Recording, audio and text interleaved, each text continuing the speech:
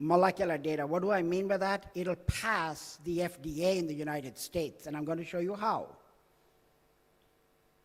So 90% of medical AI, and we heard many AI panels over here, they suffer from a bottleneck in medicine. They cannot get regulatory grade anything. EHR records don't cut it. Unreliable and huge liability in the field of medicine. So AI cannot be just trivially applied as much as people want it to. But we build the biology and the molecular markers that teach AI to be intelligent, okay? So how do we do it? We take skin cells, that's the process, and you can see these little white dots in the dish. Those are the brain models, and that's what it looks like. It's got everything from the retina to the cortex, the spinal cord, the top to the bottom. Everything you can imagine is in there. And this is just data, because we like to show data, and we may not be able to see it below the chairs, but that semicircle is essentially showing you that we have molecular data for all the biomarkers for every region, including the immune system, which is the microglia in the brain. We also show data that all of the key biomarkers at the protein level are expressed in the right areas of the brain. These are immunohistological data that gives you confidence that what we're saying is actually true. So now we're getting down to the breakthrough has a predictive accuracy of 85%, and I'll show you some of the data. So we go from pattern recognition to true biological intelligence, not artificial intelligence. So we collect about 15,000 biomarker data points per disease, per model. We have the data actually fully corroborated by human postmortem data, human genetic data. Also, we have the data corroborated by fluids we get from patients, living patients, which include urine, CSF, and plasma. There they do them in proteins. The genes for them are actually dysregulated in our model system. So we have now taken a harmonization between a bioengineered brain and the actual human brain and the actual human patient, and we're showing that they are overlapping in huge ways. So now we have the confidence that what we do here will apply to the patient. The reproducibility is 99% at the bottom. It's regulatory compliant. We have been funded by the NIH and by the Department of Defense in the United States. So we have gone through peer review of all our stuff and actually been given awards, financial awards to do cutting edge research. So what does the data look like? This is the key to AI. Oops. On the left panel in pale blue is gene expression data, and you see these graphs. And on each axis is a random brain model from about 1,000. And we look at it throughout development so that they reach maturity. This is a timeline at 12 weeks. You see this straight line? There are 15,000 points on it. It has a R-squared coefficient of 0.94 to 97. And on the right-hand side, we are looking at the metabolites from the same thing, and that is high-field NMR. We can measure about hundreds of metabolites, and the two graphs, one below the other, one red and blue, are two independent samples. And what you see is they are 99% identical. So now you see the power of molecular data. I can look at how genes change, and I can see orthogonal validation in metabolites on the other side. And they must be in coherence. Only then we have confidence that we are actually measuring changes, one caused by the changes in genes, the proteins, and ultimately in metabolic pathways. This is the foundation for how AI will become powerful. Without that data, AI is not intelligent. So we have precision, we have accuracy, which is it's corroborated by human condition, it's reliable, and it's scalable. So we can do thousands of experiments over and over and over, get data in the billions, and what that allows us to do then is to start to teach algorithms, mathematical algorithms, how to use the data and find the sweet spot of coherence in a mathematical model. Now, what does that do? Well, on one side, it has huge effects on predictive health. And it can be used in SaaS applications where you can mine the data for lots of different things that you want, disease by disease, condition by condition, all of the variances you need, be it nutrition and the environment, all can be done in the model without a human being involved, because this is a model of yourself. And that data is now used in predictive health and therapeutic acceleration. That is, we find the targets that are actually driving the disease and ultimately drugs. So here is that same kind of data on the left-hand side.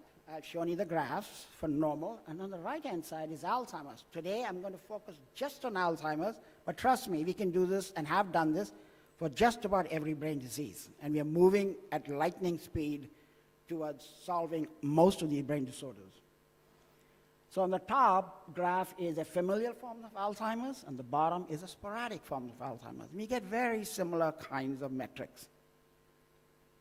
Now, here's how we start to create coherence. We have 4 models, APP on the left. Some of you know that's amyloid precursor protein, PSEN2, another familial form.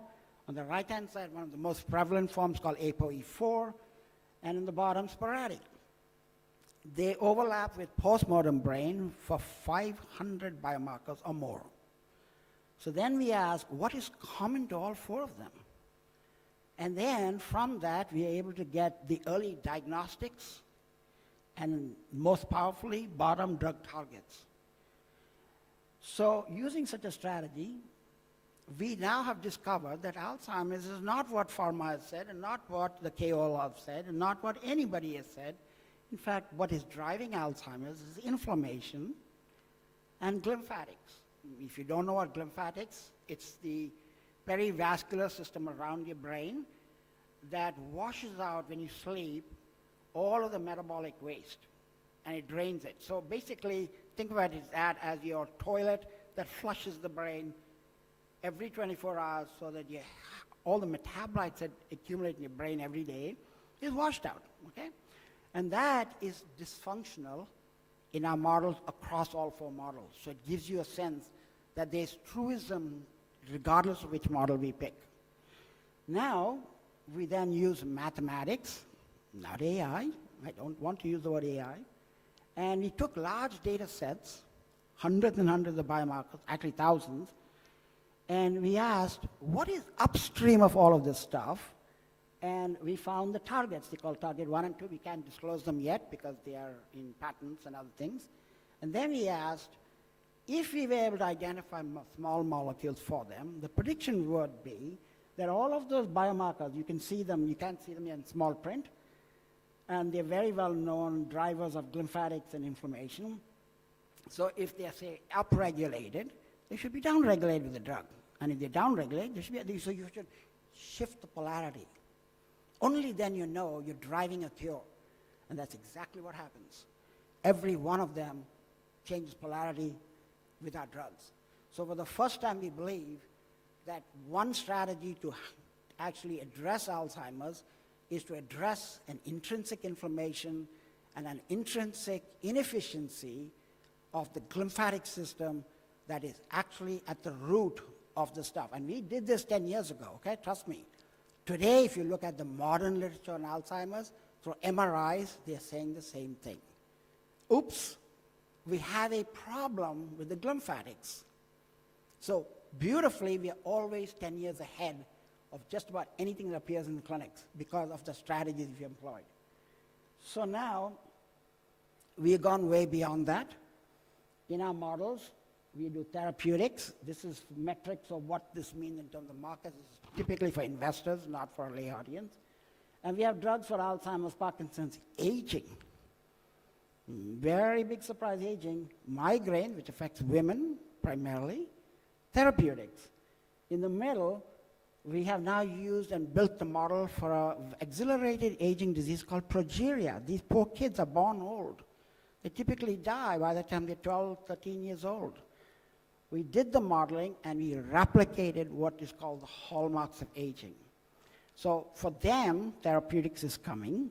But more importantly, it opens the door to ask, can we mitigate the fragility and the osteoarthritis and all the other things that happens as most of us age? Some age better than others. Those who live in the blue zones tend to not suffer from all the consequences. Why?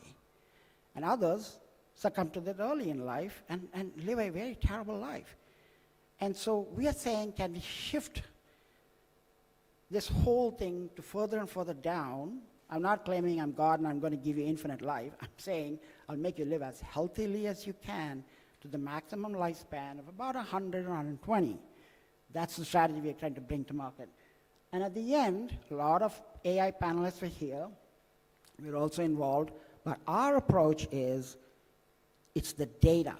Make sure the data is precise, it's accurate. Then you implement an algorithm, and the outputs will be reliable, regulatory grade, and can be actually brought into practice in medicine. You cannot hallucinate on a patient. They're going to die. This is life and death. You can hallucinate on a silly essay, and there are no consequences. In the world of medicine, it has to meet the highest metrics of regulatory agencies, and that's what we're bringing to the market. So overall, in summary, we go through that standard models, mathematics, mechanisms, molecules, medicine. Going down from top to bottom is the things we have done. The preclinical ones have small molecules over there.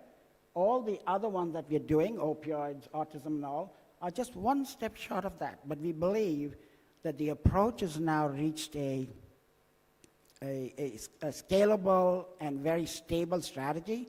So just a matter of time before we move this, and we can do new things. ALS, which we haven't done yet, Huntington's, and we believe that, what I'm trying to say is there's real hope that real molecules in the real world are going to come from our company.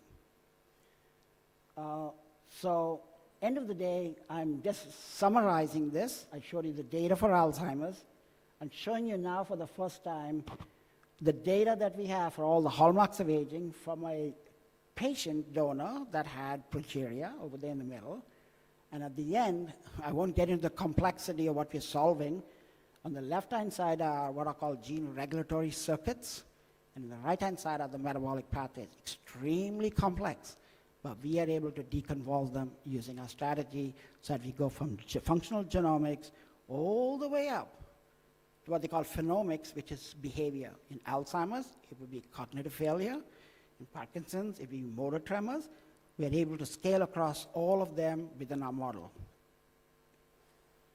So, end of the day, we can predict the disease before the symptoms appear. We can identify the drivers in real time. This is how good we really are now. We are at 85% efficacy. We can detect Alzheimer's and Parkinson's 20 to 40 years before you even know you're on track to get Alzheimer's. Nobody else can do that. The closest they come with blood tests is typically 10 years around MCI, mild cognitive impairment. By then, I'm going to tell you, the truth is, it's too late. For all interventions that are not drug-related, you want to be very early on because there are other ways, and I told you about them. There's nutrition, and there's the environment. And the environment can be trauma. The environment can be metal ions. The environment can be pesticides. They can all kinds of things contribute towards a trajectory across your lifespan towards disease. In women, particularly, perimenopausal and menopausal changes actually take Alzheimer's into a highly debilitating state. We're addressing women's health too, so that we catch it early and they don't suffer as much as women do compared to men. So we are big in women's health too. And so, drug repurposing, precise discovery, faster regulatory, these are the advantages of working with us. The FDA today has mandated no mouse, no chicken, no rat, no marmoset, all humans. We were 10 years ahead of them. We set the standards, they're following. We lead, they follow. And we are the only ones with a patent on it. So from a commercial standpoint, we are sitting very pretty. And so this is the trajectory, a decade. This has not happened overnight. It's taken over a decade to do. We have a US patent, the FDA mandates. Other people are jumping in now saying, oh, we're going to do humans. Well, in the brain area, we are already 10 years ahead of you. So what's the thing? The attrition reduction is 60%. Months to approval on a regulatory is 6 months faster because the FDA now wants human.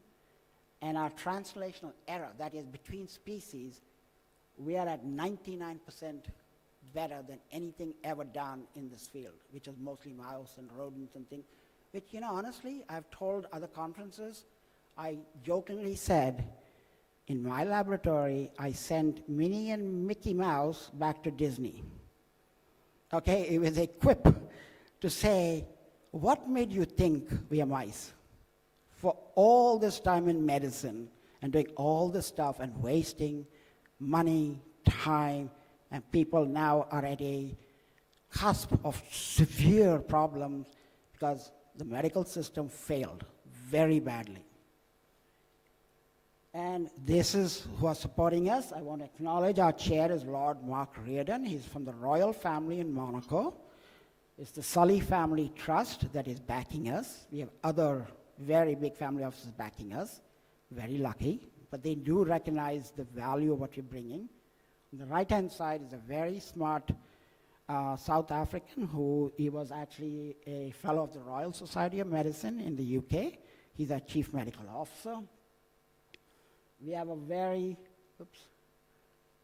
talented team of people. We have AI, electrical engineer, mathematician on the left, stem cells in the middle, former Merck to do drug development, somebody who worked in CVS, and Dr. Clay Marsh, who's the dean of the West Virginia Medical School, and he's an expert in precision medicine. So with a beautiful team working in sync, and I'm recruiting others, by the way. This list will get even bigger. Some of us from Dubai that have volunteered to be partners at this meeting. I've networked.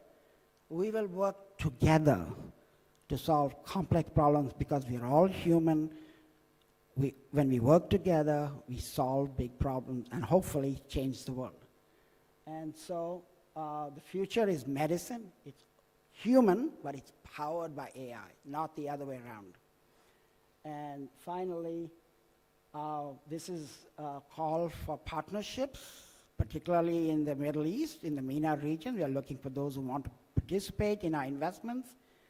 What we are going to use the money for, scale and validate, develop early diagnostic tools, preventative strategies so that you don't succumb to this.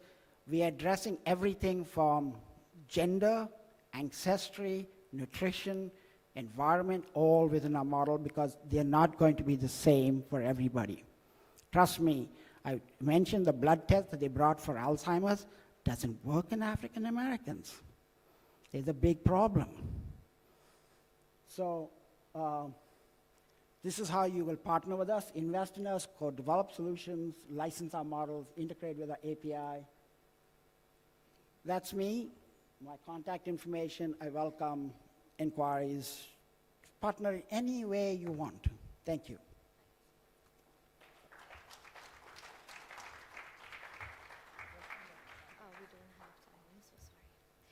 Thank you so much, Dr. Rene Anand, and it was a pleasure listening to you, but I'm so sorry we can't take questions anymore for any upcoming keynotes or panels. We'll try to crunch in maybe a 1 or 2 questions, but since we are running short of time, so let's do the needful. Moving on, let's start with our panel discussion after lunch. And this panel is titled Promoting Body Positivity and Holistic Health Solutions for Obesity. And for that, I will be having, joining me on the stage, our moderator, Dr. Venkat Kamaraju, founder of Dr. Venkat's Nutrition, and followed by, we'll have our panelists on the stage. Can I first have Dr. Venkat on the stage joining me?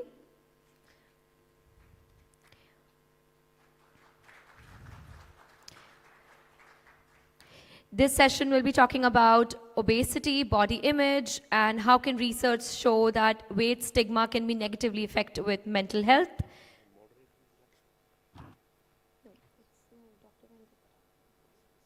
Mistyped. Okay, okay. So it'll be moderated.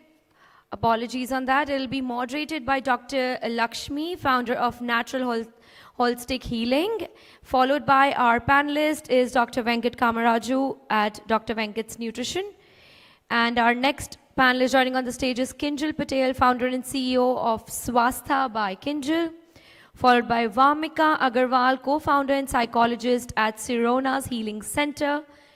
And of course, let's have Dr. Gabriel, founder and chairman, CM Fit Global Health Consulting. Do we have all the panelists available on the stage? Not yet. Okay. So Kinjal is not going to be joining us due to some unforeseen reasons. The rest of them are present here. Dr. Gabriel? Dr. Gabriel, are you around? All right, no problem. So the stage is yours. I would request you to please test your mics before I'm off the stage.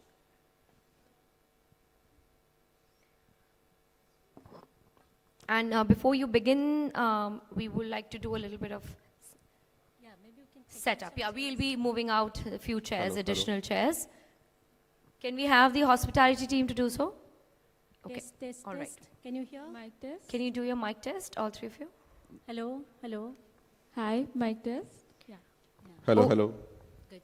All right, over to you, all three of you. Thank you. Thank you. Let me start introducing myself.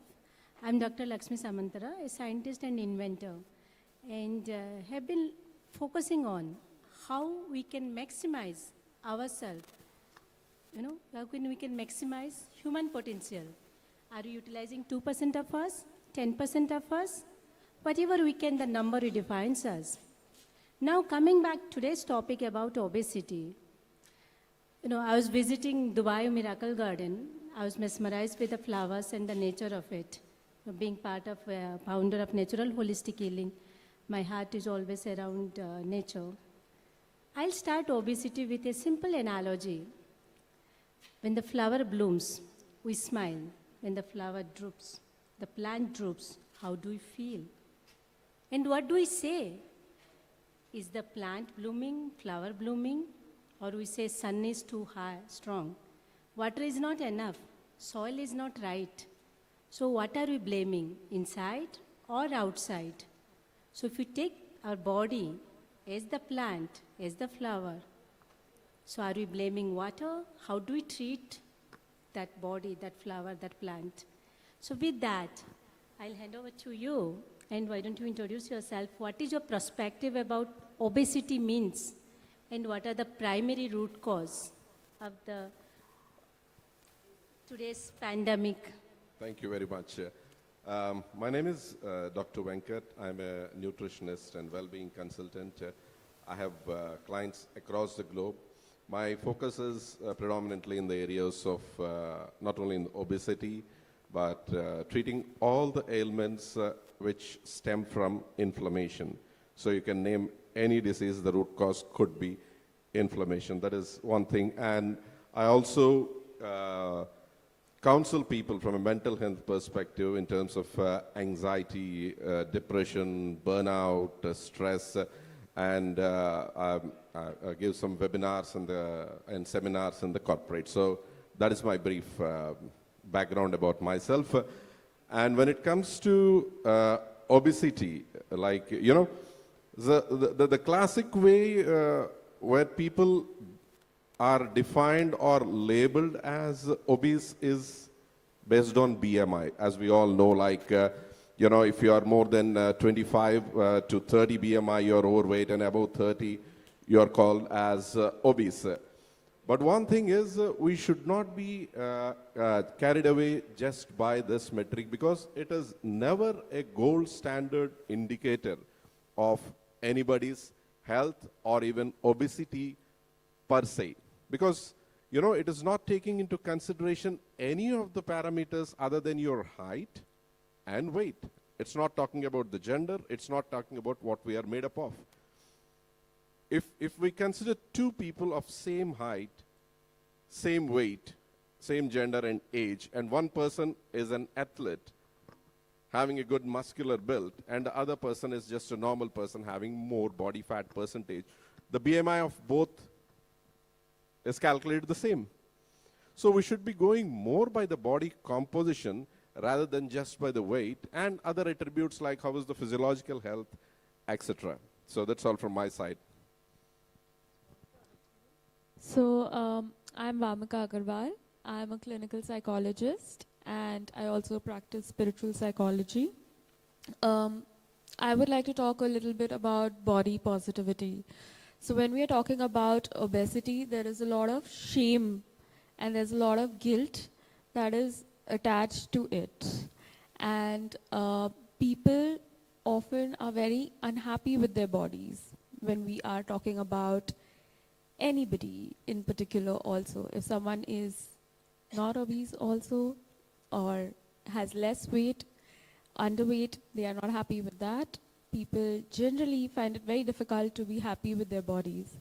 And what happens is that I have seen this in my practice and in my personal life, that when you are not happy with your body, you are not staying healthy. That is damaging your health even more than whatever you are doing apart from that to try to take care of your health. So when we try to reduce that, when we try to introduce body positivity in everybody and make everybody try to like their bodies, like themselves exactly the way they are, that is when we start making change. That is when people feel motivated to make change within themselves, choose healthier lifestyles, and be able to stay consistent with it. So I think I have seen this a major problem in people who are trying to manage their weights and people who are trying to manage their health overall, that consistency is a problem. There's a lot of guilt attached. There's a lot of shame attached to a lot of things that they do.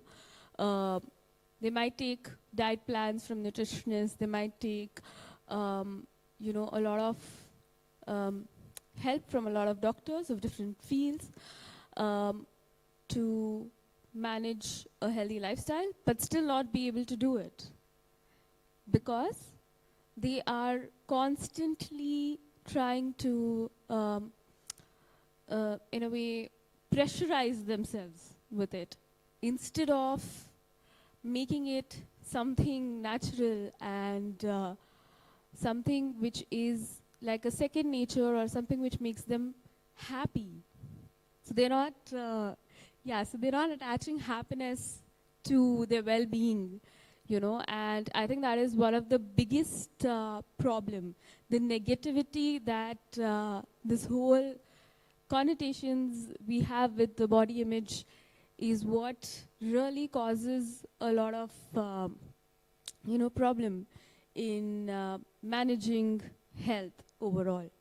So what you are saying is, if I wrap it up, start with a positive mindset, positive psychology, then you will definitely will be easier to start that journey of your well-being. Yes. So not only start, but to continue with that. So first need to learn how to respect yourself, love your body, just the way you are. Then you will be able to, continue with your journey of whatever you are doing in the health field for yourself. So there are another root causes that I see across a lot of information, especially in the recent research suggests about hormonal health, along with the inflammations. Any one of you would take that question? Would you like some insights on that, and especially for the young generations, especially the teenagers? Sure. Unfortunately, the weight is looked as an arithmetic, like calories in, calories out, weight, height, and all. It's more to do with the chemistry rather than the arithmetic. Though the fundamental thing is what is causing obesity from a chemistry perspective is in majority of the cases it is hormones. The one hormone that stands as a pillar or the root cause behind all these things is the insulin. So if we can deal well with the insulin in terms of enhancing its sensitivity, that will 80 to 90% address the root cause. And the other thing is cortisol, the stress hormone. So when these two things are addressed very well, the rest of the hormones upregulate, downregulate to form a harmonious relationship in the body, and the weight will drop like anything. And other thing is, it's not about losing weight. It's about gaining life. And I'll give you a couple of related terminologies, which I think some of the people are aware here. Have you, anybody are familiar with the term toffee? Not the one that we eat, TOFI. Or MHO, from a metabolic health and obesity perspective? No, right? So, I mean, from a body positivity and obesity perspective, it is very, very important to know these two simple terminologies. Toffee is thin outside, fat inside. Right? And MHO, on the other hand, is metabolically healthy obesity. A person may be looking obese when he is weighed and tested as for the BMI, but his metabolic health is perfect, as all his markers are normal. On the other hand, the people who are thin, they may eat a lot, but they don't gain weight. We all feel jealous of such people. But the thing is, they may not be having adequate amount of adipocytes in their body to store fat. And where all these extra calories in terms of fat will go, they are stored in the organs. So you'll get fatty liver, the heart may turn into fat, you know. So that is metabolically healthy obesity. And toffee, thin outside, fat inside, these things to be distinguished apart from the physical attributes. So the hormones, to your question, yes, definitely. The insulin, cortisol, and of course, the dopamine and serotonin, we need to trickle them into our brain, and the melatonin for the sleep. All these things will fall in place. They are natural. Only thing is we need to create an ecosystem in the body just to fall in place. That's all. Thank you. So what are the top 3 myths, right, that a lot of people are focusing on the losing weight, but are they working on the right way of losing weight? So what is your take on that? So I think one of the top myths is that it is all about just losing weight very fast, and not about losing weight in a healthy way.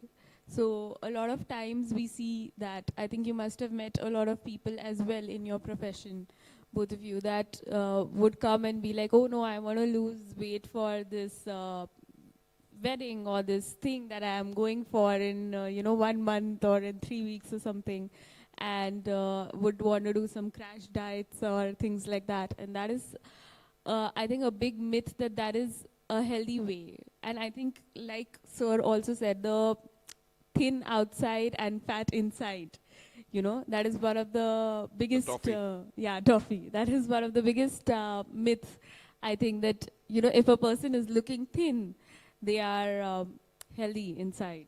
So, when we talk about this, we forget to look at, the fat percentage, like Sir was saying. That is one thing which is very, very important. So basically, to get a proper results, to get the best outcome, or let's say better outcome, it is better to work in a sustainable way rather than getting a fast output and more of how do we look outside. It's more of the toffee composition. Exactly. See, people, the clients who come to me say how quick I can lose weight. So there is no definition for the term called quick, right? It can be 1 week, 1 month, 2 months. I say that you should not be forcing your body to do something. Leave it in its natural state. It will decide the priorities. That is number one. Say, for example, a 40-year-old or a 50-year-old guy who has been accumulating that additional 30, 40 kilos of weight, with 6 months to 1 year of proper lifestyle changes, is losing the weight and coming back to his desired healthy weight. Is it not quick? 40 years of addition and 1 year of reduction? And the other thing is the sustainability aspect of it. We cannot be doing something for a short period of time, lose weight, and then again get back to our old habits. No, it won't work. It's all about even training the brain, because the brain has a set point of weight for every individual, and because that is inbuilt in our nature for survival. And you know, the body won't like to lose fat. It is like the money it has accumulated for the rainy day, unless and until you negotiate with it saying that I'm not taking this fat to buy something or to spend on it, but I'm taking this fat, which is the money for the body, to invest somewhere which gives more returns. So that convincing thing should happen in your hypothalamus, especially where it has got set points for every parameter in your body. So the bottom line is, it's all you should be negotiating with your body through the language called food. And we should learn about it. And it's very easy.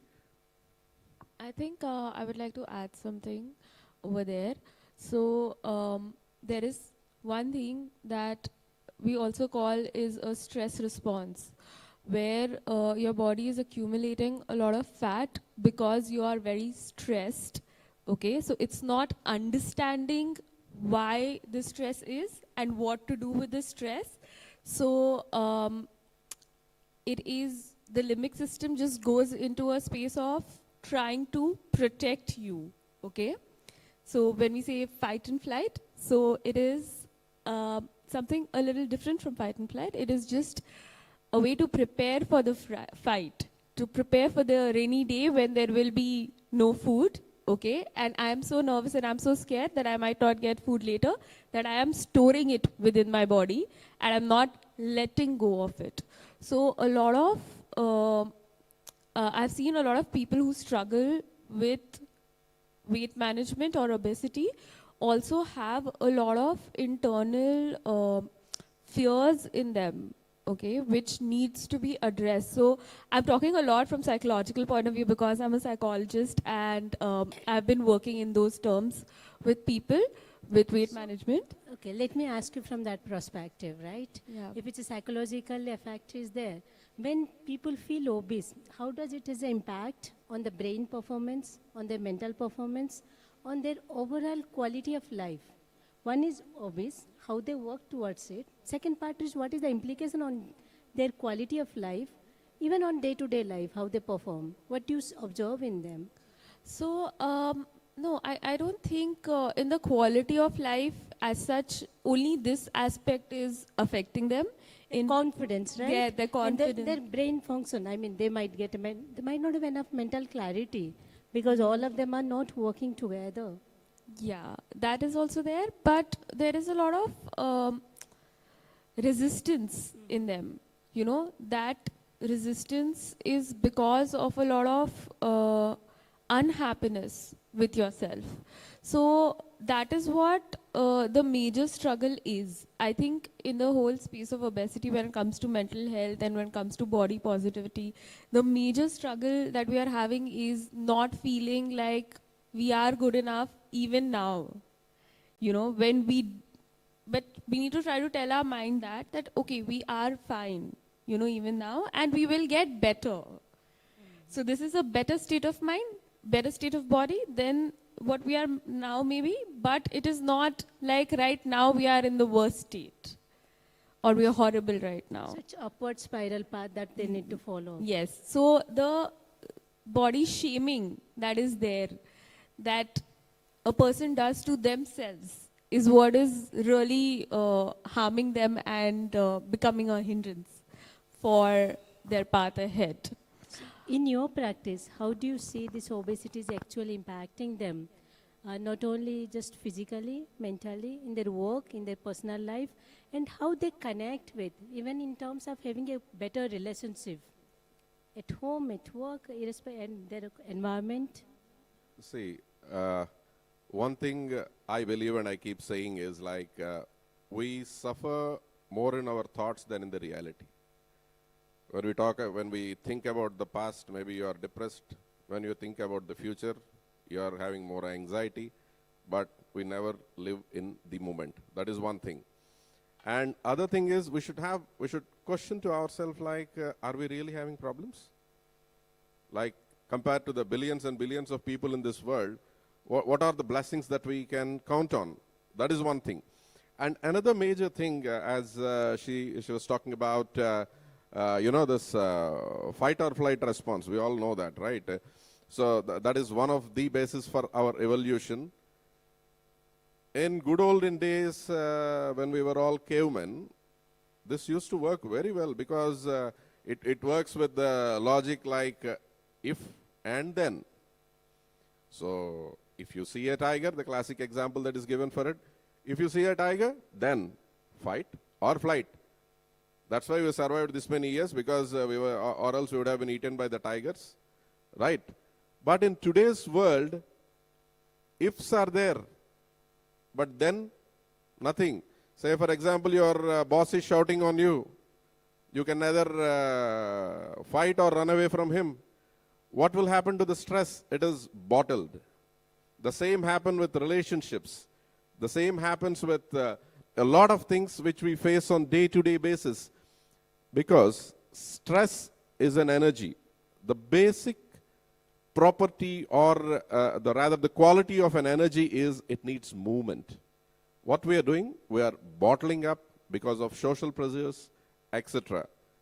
What I advise people is, definitely I will not ask you to shout on your boss to vent your anger and feel lighter, because you will lose your job and again you will be in another stressful situation. So you should find a way to channel out this energy. It can be some creative work, or it can be some exercise like sport, or even learning a new skill or a new language. This will definitely vent out all these emotions. Yes, when the cortisol is rising, sugar will rise in the body, and to that response, insulin will rise, and the sugar will sit in the body as fat. This is from a fat accumulation perspective. And the other thing is, you will have brain fog, where you cannot function well, and you are very tired. You cannot go from one meal to the other without snacking. And you forget even to drink water, which is also another thing. So these are all multiple factors, but see, all complicated problems need not have complicated solutions.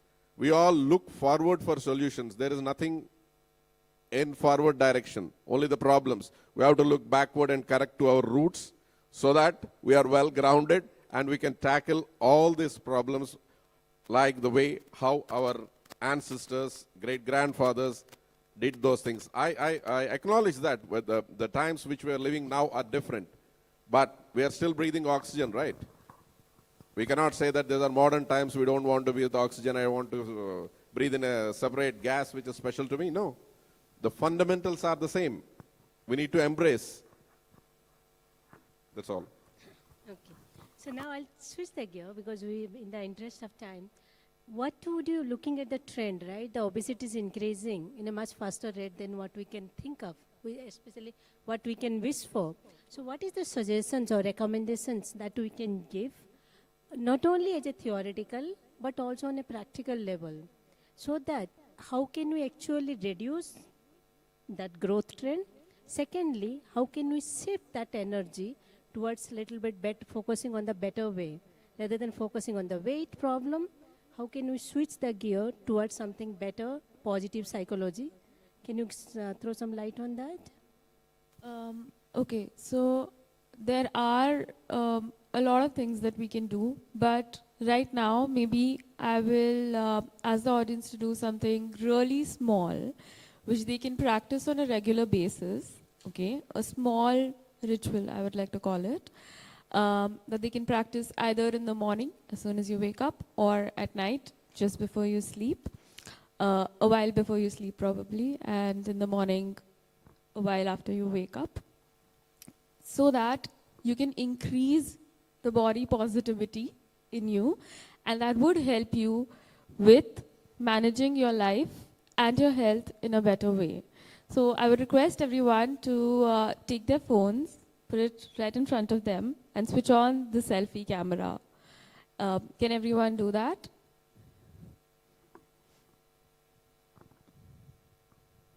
Everybody has the phone with them. Yes, I can see them. Yeah.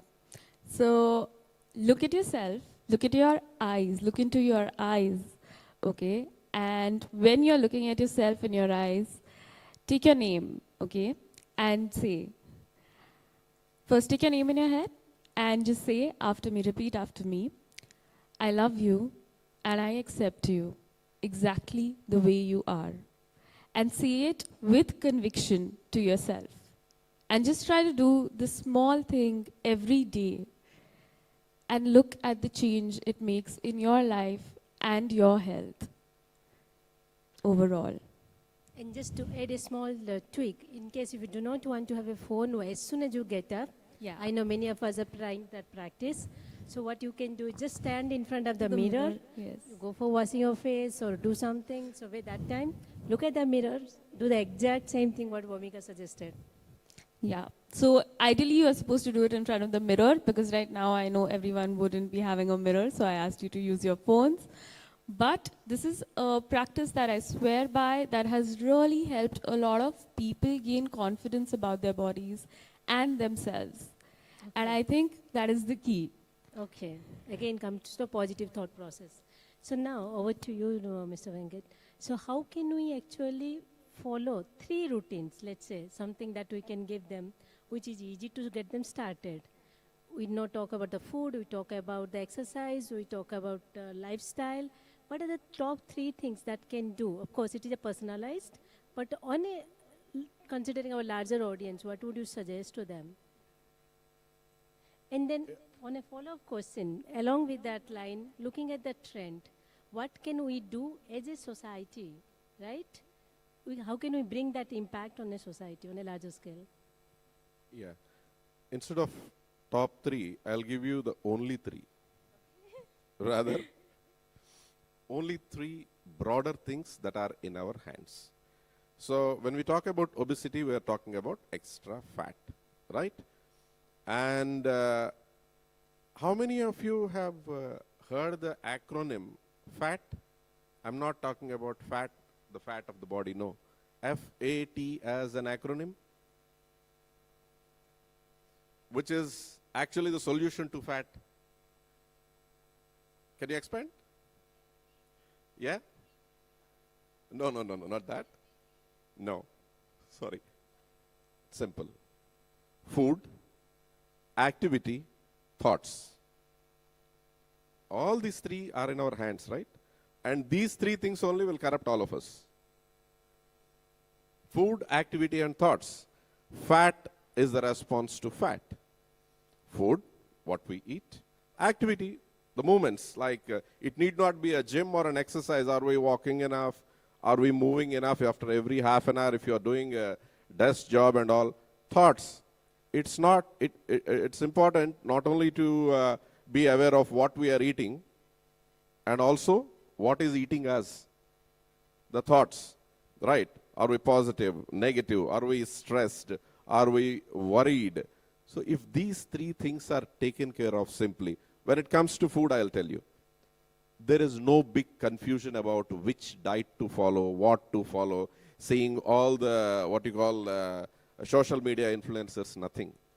You know, the one principle I tell as what you call as a rule, whenever you look at any food, one question you can ask is, like the principle behind it, or what I'm saying is like, don't eat anything that your great-grandmother wouldn't recognize it as food. Look at that. Think about your 3-4 generations back. Will he or she recognize this as food? No, then drop it.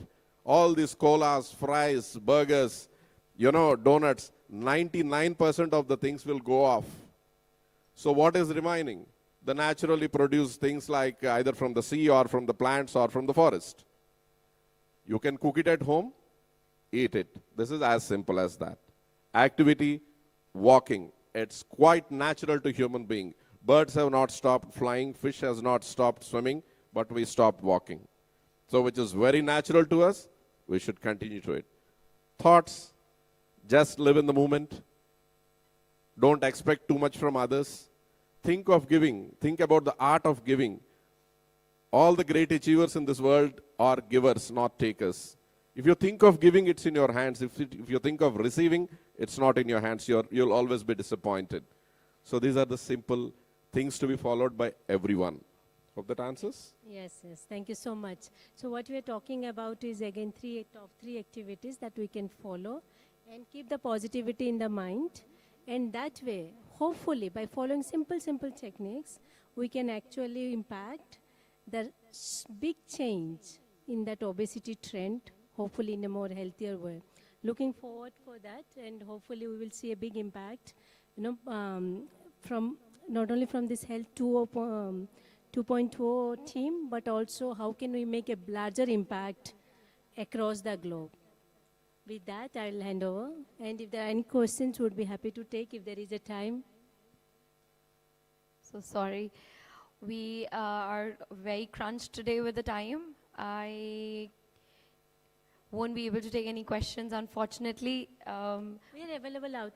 Yes, just they are outside. available on the floor for questions. And as I said, that be the giver and not the taker always, as rightly said by Dr.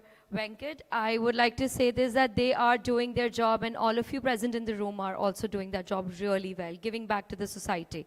And that's the reason you have such happy faces throughout. So thank you so much, a wonderful panel, and they are all available with you around the floor after this session. You want to grab them right now. Once they walk out of the stage, you can do so. Sorry, unfortunately, I won't be able to take any questions. Thank you so much. Can we have a picture, please?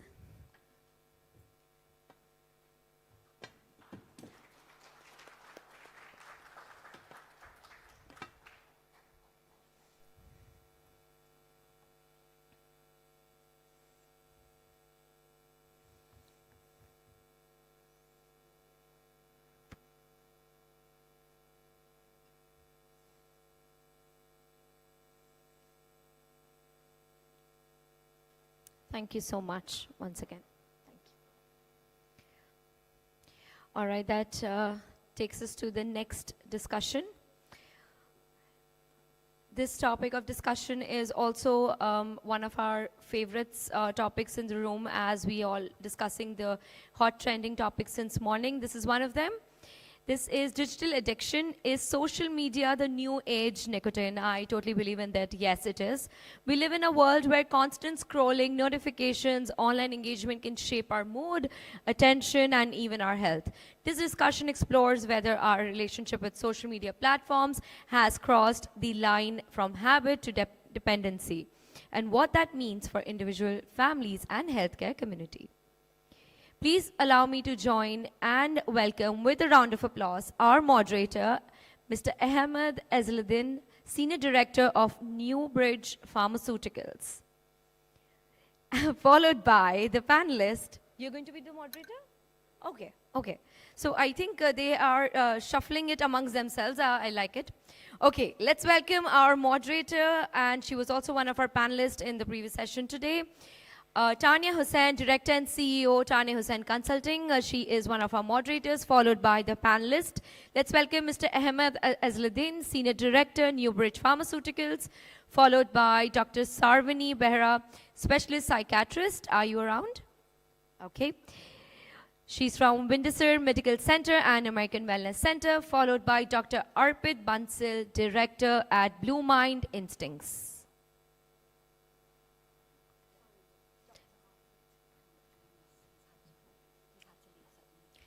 Okay, so Dr. Arpit is not around. He won't be able to make it. So over to you, Ms. Tanya. Thank you so much.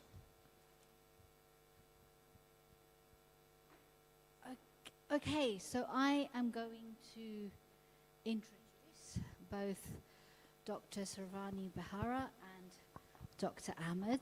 So, Dr. Sarvani, we had lunch together, which was a lovely privilege. She's a specialist psychiatrist with over a decade of experience, specializing in treating complex psychiatric conditions with advanced interventions like brain simulation techniques. She's an active international speaker, contributing to global mental health advancement and committed to delivering holistic, culturally sensitive, and patient-centered psychiatric care. Dr. Ahmed is a passionate business leader in the pharmaceutical industry with more than 18 years of experience in the Middle East and North Africa. Has got business expertise in sales, marketing, and cross collaborations with healthcare systems and experts. Dr. Ahmed is passionate about serving patients and growing businesses through transformational leadership and adding value to people and corporates. And I would like to introduce Tanya. Thank you so much for your kind introduction for us. Tanya is a social worker for 3 decades, qualifying in 1991.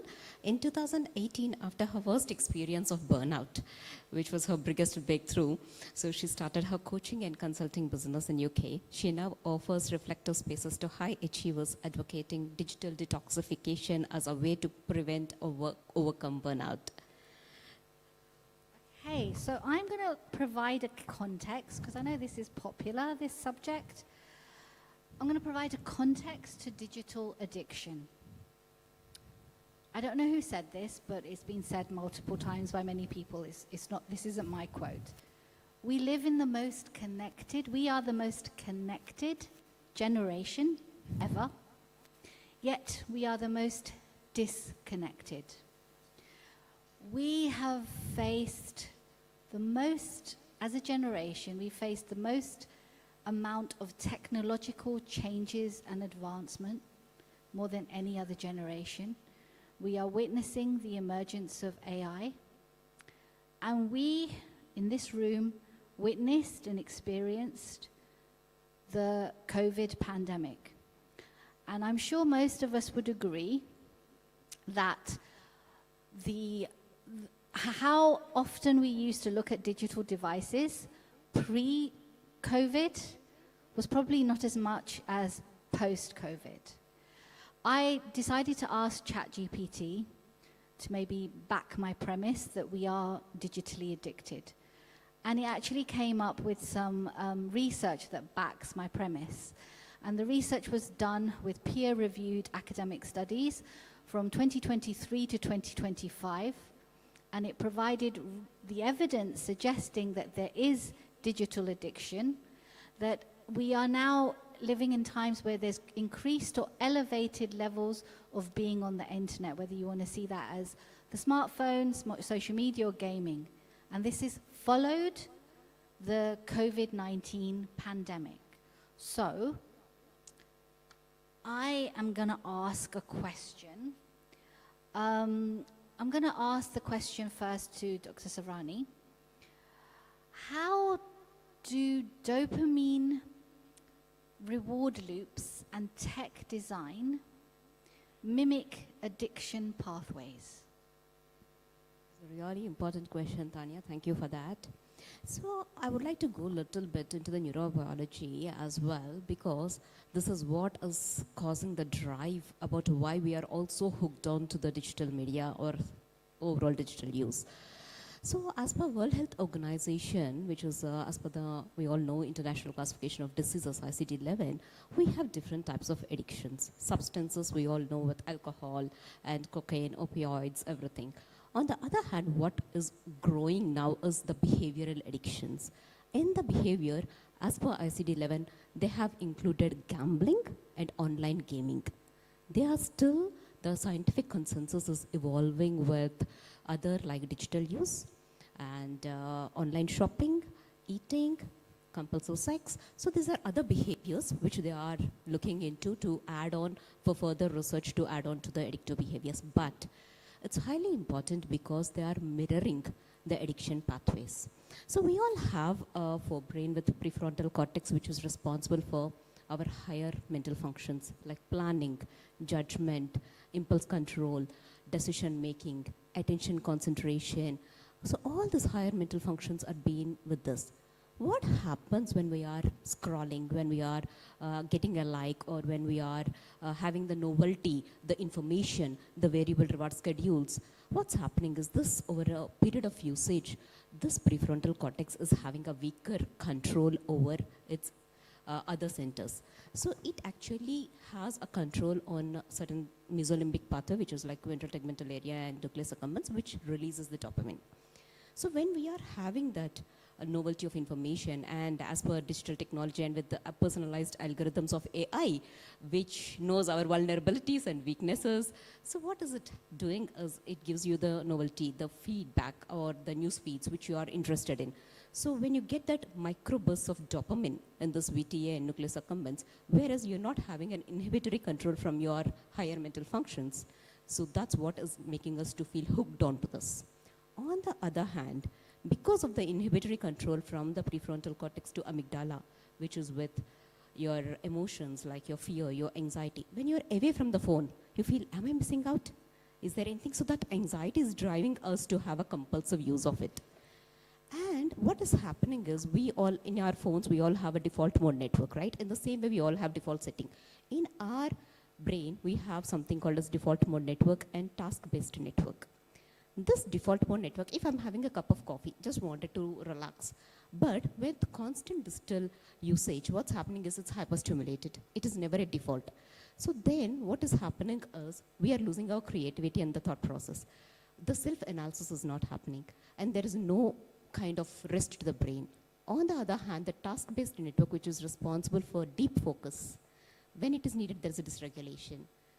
Especially this is very important because for the adolescents, we being elders here, we being the parents, and we are responsible for the younger generation positive outcome. The adolescents and the children, when we're giving phones over the tabs or anything, what's happening is the prefrontal cortex is not fully formed in them. Leave about the control. It's not only fully formed, it's maturing, it's evolving. So it's like you're putting fuel in the car, there are no brakes. So they are completely accelerating with no brakes. So when they are having those digital media or any other games, so they are more hooked, they're more vulnerable for the addictive pathways. So with this, the salience, the tolerance, the withdrawal, or persistent kind of, the lack of control, the persistent usage despite harm, which we see in the addiction pathways, are similarly seen with the digital usage as well. Thank you so much. It's fascinating what you're talking about. And I'm sure you're going to have questions for Dr. Sarani afterwards, and she'd be very welcome to answer them. I'm going to now ask a question to Dr. Ahmed. And I've kind of seen with my coaching business and kind of looking what's happening online that there is a lot of self-diagnosis of ADHD amongst adults. I'm going to talk about adults. And lots of people getting diagnosed with ADHD. I'm going to ask, and you don't have to respond to the ADHD question, but I'm going to ask, what is the role of pharmaceutical companies to prevent and also treat digital addiction?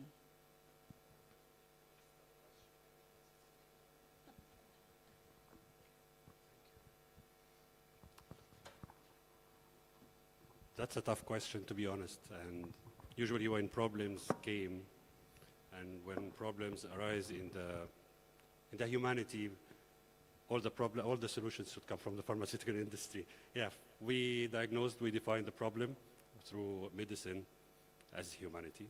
And usually pharma companies need to come with solutions, like COVID, for example, the vaccine. Yes, pharma companies, they do not operate in silo. We usually want to define the problem through the medicine. We want to integrate as pharmaceutical companies through different multiple aspects to define the problem and to provide our solutions. So if nicotine hijacked our biology, now social media and digital addiction is hijacking, in the form of addiction, is hijacking our behaviors and our psychology here, talking specifically. So pharma companies usually offer the systematic approaches to solutions. So pharma companies do the clinical research, do the regulatory pathways, do the approval, they assess the safety and efficacy of solutions, but they don't usually create a solution. So as of now, while we are talking now, there is no FDA approved treatment for digital, sorry to say, but there is no approved treatment, but there are solutions that pharmaceutical companies could offer. And these solutions actually lie in how we, as pharmaceutical companies, how we develop the previous solutions for the previous problems. So pharma companies usually go to an existing molecule, do a repurposing for this molecule, because we have a lot of advancements in the behavioral therapies and mental health therapies. So either repurposing an existing molecule is a solution, or finding a new mechanism of action is a solution. Digital therapeutics are another solutions, and also identifying an AI-generated mechanism of action to provide a behavioral solution for this kind of addiction. But while doing so, pharma companies, as I said, we don't work in silos. We work also as a community-based solution provider. So pharma companies should take their role, even if there are no solutions right now, but we should take our role as community supporters and community helpers. So raising awareness is part of the solution, developing assessment techniques to identify whether this kind of addiction score could be promoted to a level of addiction that needs to be treated, and we can define it as really addiction. So this is part of the community-based environment. And while doing so, we are using the current problem to identify and quantify the demand. Being an ethical, actually, service providers and solutions provider, we are not creating a demand to find a solution. The demand exists already, so this is a kind of pharmaceutical company's contribution that we can offer to the community. We should be cautious about this because it's a demand that's already existing, and it's kind of behavioral demand. Can we capitalize on the existing pharma company solutions? Yes. There are 5 elements here that are present in the digital addiction. It's a mental health, it's a behavioral health, it's psychology, it's neurology, and it's digital therapeutics. So pharma companies currently are addressing all these elements, and which are actually intersecting in this problem, which is the digital addiction. So yes, there is an opportunity for pharma companies to do something, and there is a strategic partnership with the humanity to do and to sort it out. But at the moment, there is no solution, but it's an opportunity for pharma companies to contribute further to treating digital addiction one day. Who knows, might be very soon. And I would like to ask you, Tanya, like as per your experience, as you are a coach as well and a social worker, so what do you think that, what is causing, what are the drivers for this digital media addiction? Yeah, so there is a saying, I can't remember who said it, it was a very famous philosopher, so it's not my saying. We teach best what we're here to learn most. So I, like you, I'm gonna confess I'm a digital addict. I'm also a confessed recovering workaholic. And I kind of think that a lot of the causes are actually like what Dr. Sarani said. The way the actual smartphone, when it was actually invented, it's there. If you kind of think about it, kind of the way we scroll is a little bit like the slot machines. You know, when you go to the slot machines, if you've ever been to Vegas, or if you're into gambling, it's kind of very similar. So the thumb linking to the brain, basically, like you said, it's all to do with the dopamine. We're also, I don't know if any of you have actually seen the documentary, The Social Dilemma. It actually talks about the tech giants, sort of when they invented the smartphone and the whole thing about social media. It's how to kind of keep you on those platforms. The more you're on those platforms, the more money they are making. We're also social beings, right? So we want to be connected. When I actually started digitally detoxifying before Facebook. So this is back in 2003. I had a conscious decision to go away from, at that time it was TV, and there wasn't even a smartphone.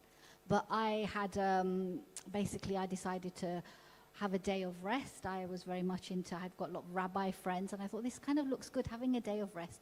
Let me not be on, like, in front of the screen. And I actually felt like that revitalized me, right? But since COVID, it's very hard for me to be away from the phone for half a day, because that's how I communicated with other people during the pandemic. So now what I do is I go away from social media for half a day. But now, one of the causes of digital addiction is a lot of the time when we're at home, we only control our heating or our AC, via our smartphone, right?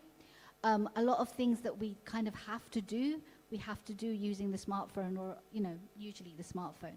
It's a mini computer. Rather than go to the laptop to check our appointments, to check our calendar, we go to the smartphone. We sometimes, some of us kind of have Apple Watches or something with, you know, to look at our fitness levels or our quality of sleep. So a lot of like daily functions, having an alarm clock, are to do with digital devices, which used to be analog or the old-fashioned alarm clock. I recently bought an old-fashioned alarm clock because I don't like to always sleep with my phone or have the phone when it's charging. The other reason, the other cause of digital addiction, post-pandemic, I'm sure lots of us, some of us used to work from home. We're now mostly at home.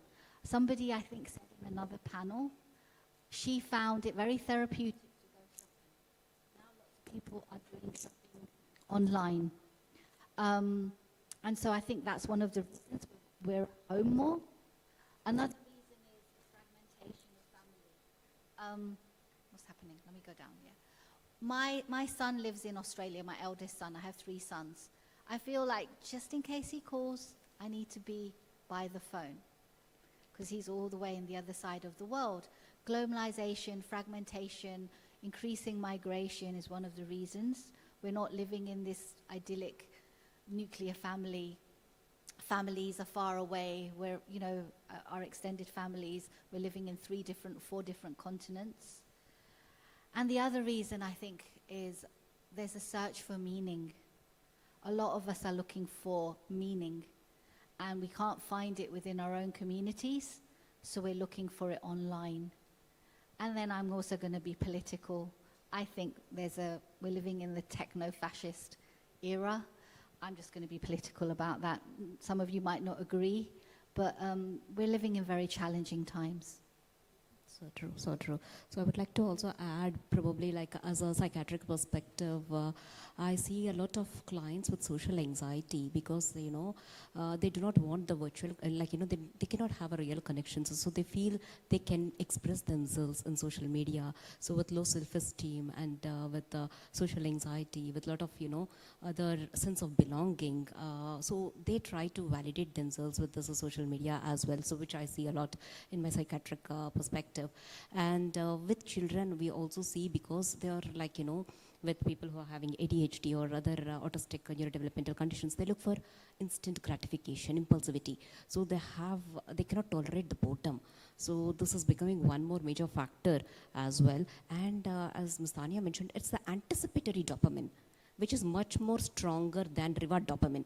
Like when we are taking a substance or a nicotine or opioid or something, alcohol, so the reward dopamine is there, but this is anticipatory. We are not knowing the variable reward schedules. Am I going to get a like?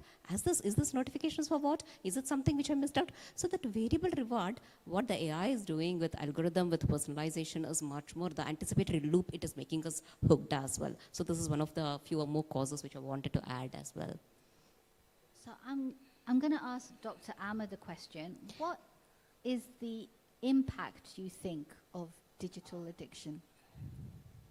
So I think one of the impacts that I think we are living right now and experiencing it, let's look at each other's. We are seeing digital addiction in the room. Even myself, yeah. Even myself.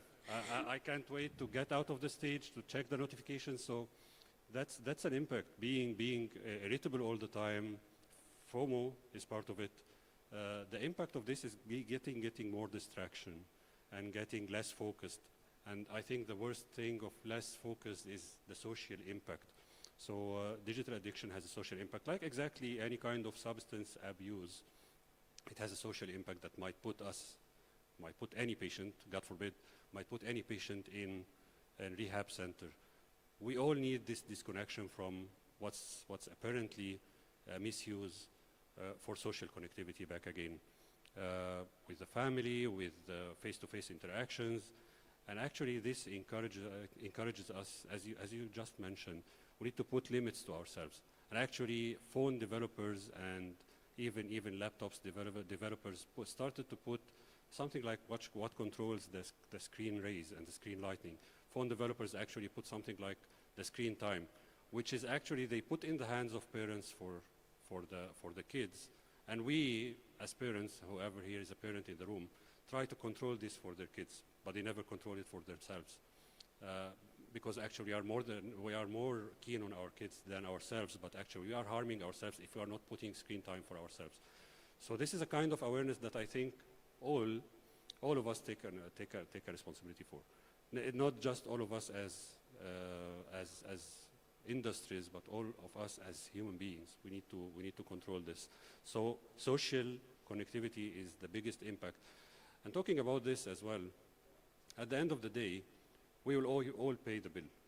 And even talking about the pharmaceutical industry scope, and healthcare system and healthcare providers and reimbursement systems should think about, okay, if we don't have at the moment the control of having social media anxiety or disconnectivity, at certain point we'll pay the bill in other forms. We'll pay the bill in anxiety itself, which has a treatment right now, with depression, which has a bill, with ADHD, with autism, with all the spectrum of side effects and effects of the social media addiction. If there is no treatment right now, we'll treat the impact later on at certain bill that we need to quantify at certain point so that we don't pay the bill later. That's my point. I wanted to add some very important points, if I'm allowed to. No, I wanted to ask you the question. Thank you. Because, I see in my day-to-day practice varied presentations from different age groups. Starting with children, I see, as Dr. Ahmed mentioned, lack of attention concentration span, difficulty tolerating boredom, and impulse control. The behavioral abnormalities, what we are seeing in the children, if we are not giving, they are like rolling down the floor. So that kind of anger and irritability, what we are seeing them is very much.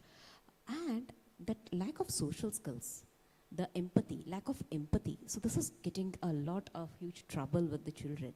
Coming to the adolescent kids, I would like to give a few case examples which I've seen. A 12-year-old kid has come to me with, the mother brought the kid to me. So she posted a picture on social media. The next day, the friend mentioned, you're looking fat in that picture. And she started, getting inspired by one skinny girl. So she stopped eating the food. And it went to an extent that she lost 10 kgs. So parents were not knowing that there is something called as eating disorder or anorexia nervosa.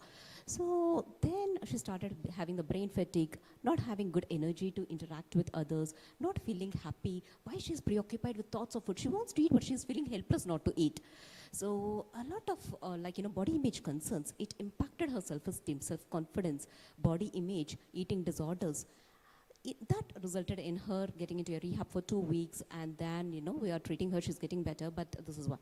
So the second impact, what we are seeing is a lot of glamorization. If you see nicotine, vaping, a lot of glamorization because of the influences. So the adolescent kids, they think that it's okay to do that. And the negative impact, the negative influence, what they are getting carried away by. And there's one 15-year-old kid, he was stopped going to school, and he was with social withdrawal, being on his kind of stock trading at the age of 15.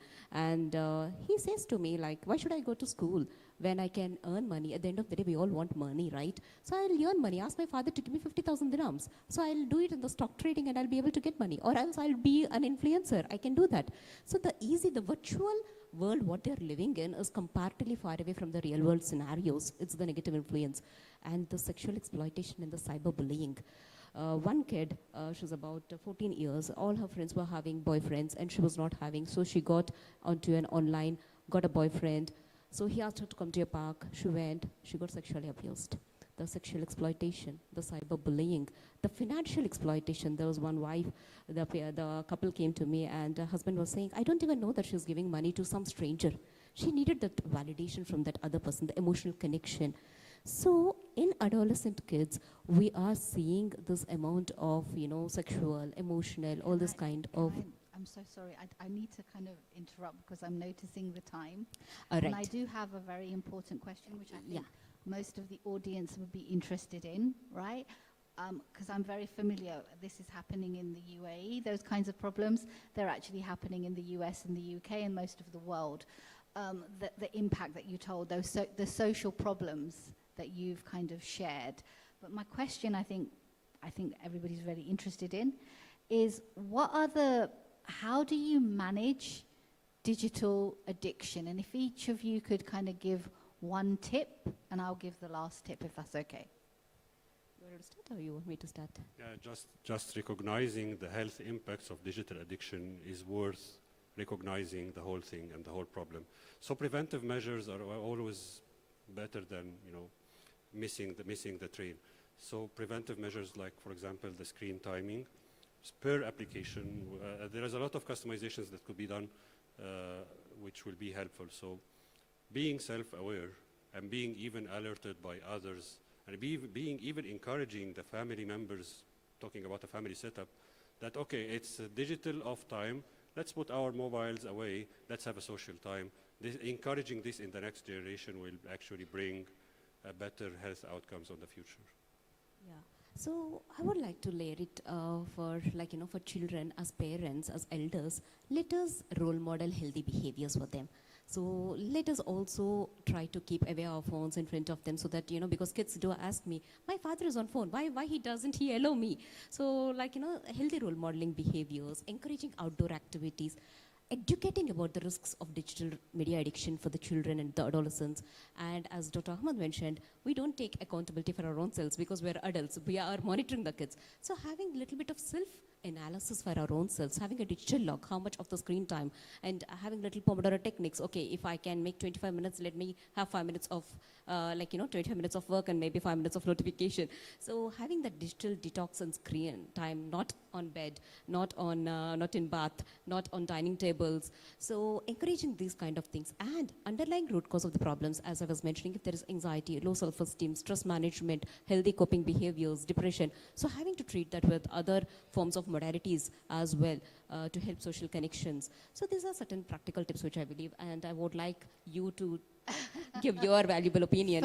For me, I think mine is always to like search for offline solutions. I'm an online and an offline coach, but I'd say to find something locally, right? An in-person reflective space that doesn't have to be therapy, a friend, and or a cafe or a place. It doesn't have to be a person, and just spend time away from your phone. Just do that. Just take that. Just sometimes doing the simple can actually help. And this is a very complex problem. But just have a simple solution. Just go away, find a place, or find a person offline, locally to you. It's easy to get to. Just use that. Yeah, self-analysis, mindfulness, and having to understand what triggers us to go to that phone. What are the triggers, anticipatory? So having to analyze those things and able to correct those self-corrective behaviors is the best solution, I believe. Our moderator is very strict. You know what? There's 1 minute left. I'm going to give it to the audience. Any questions? Go ahead.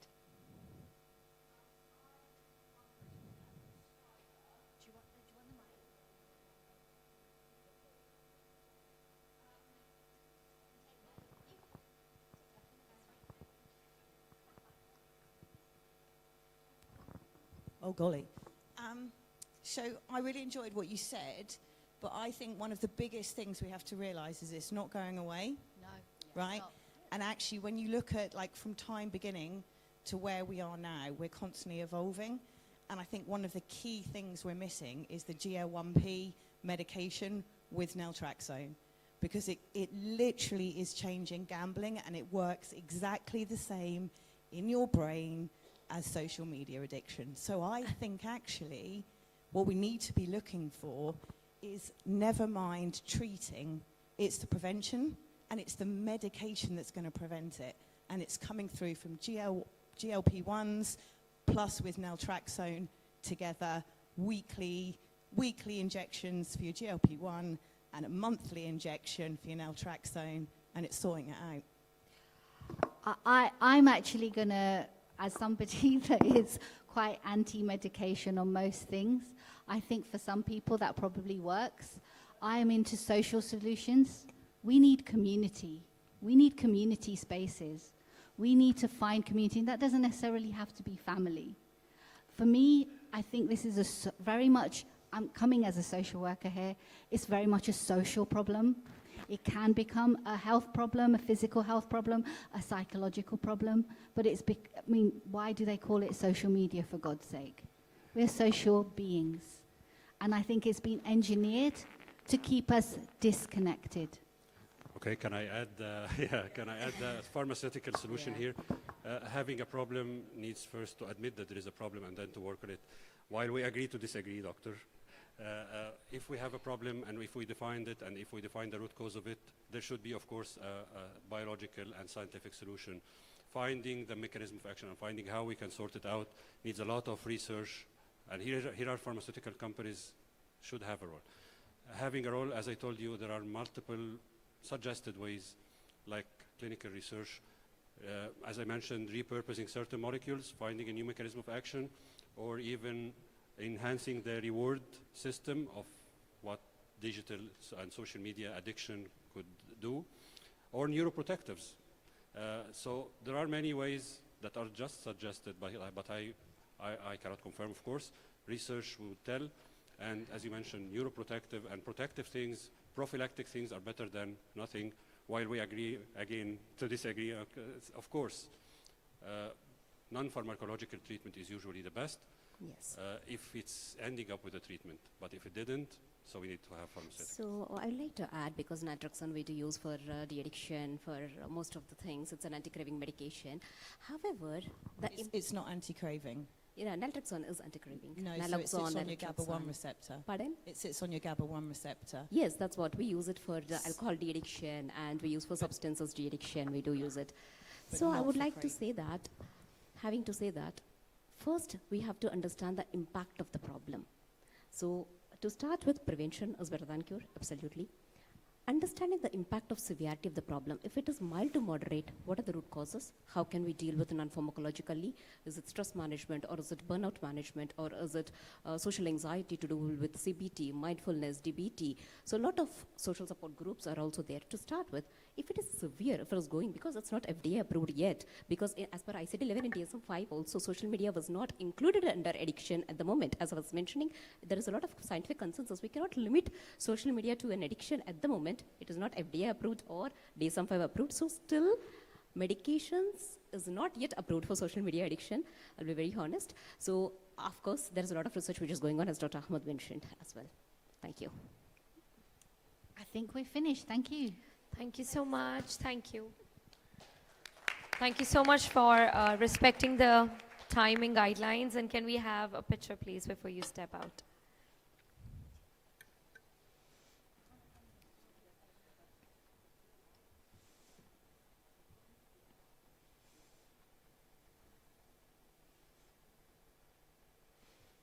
And of course, they all will be available for any questions around the floor. If you want to spot them, you can.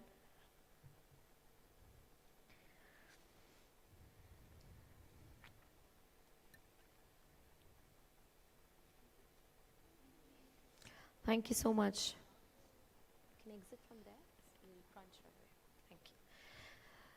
All right, moving on to our next session. It looks like at stress from refreshing angle, and instead of focusing on prescriptions or clinical interventions, we're exploring approaches that help people feel better using everyday tools, habits, and practices that often are overlooked now.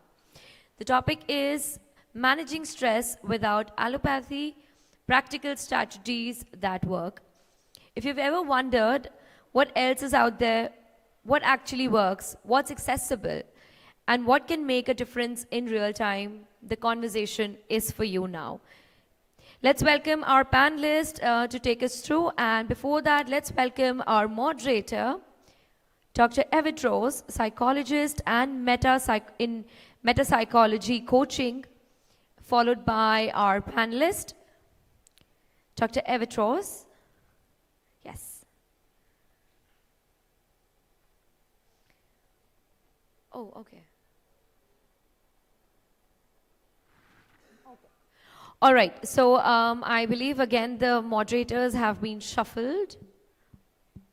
Let me allow to welcome our panelists. Let's welcome with a round of applause Mr. Azad M. Aligodis, Head Manager, Continuous Medical Education and Professional Development at King Faisal Specialist Hospital Research Center in Jeddah, followed by Dr. Brian, who's already on the stage, a professional consultant at WellsCare, followed by Madhvi Subramaniam, founder at Arogya Shwarya, on the stage, please. And we have Tabitha Noel, founder and CEO, Awakened and Aligned, followed by Dr. Pooja Anand Sharma, founder at Vishwas Healing and Healthcare. And we have Dr. Myrna Sade White, founder and executive director at Wellbeing Center. Who's the moderator once again? Okay. So I would like to rephrase the whole thing once again for you. Our moderator for this panel will be Dr. Brian, and the panelists are in front of you. Once you all are seated, then I'll be off the stage. Can you test your mics? Testing. Testing. Yes? Okay. Thank you so much.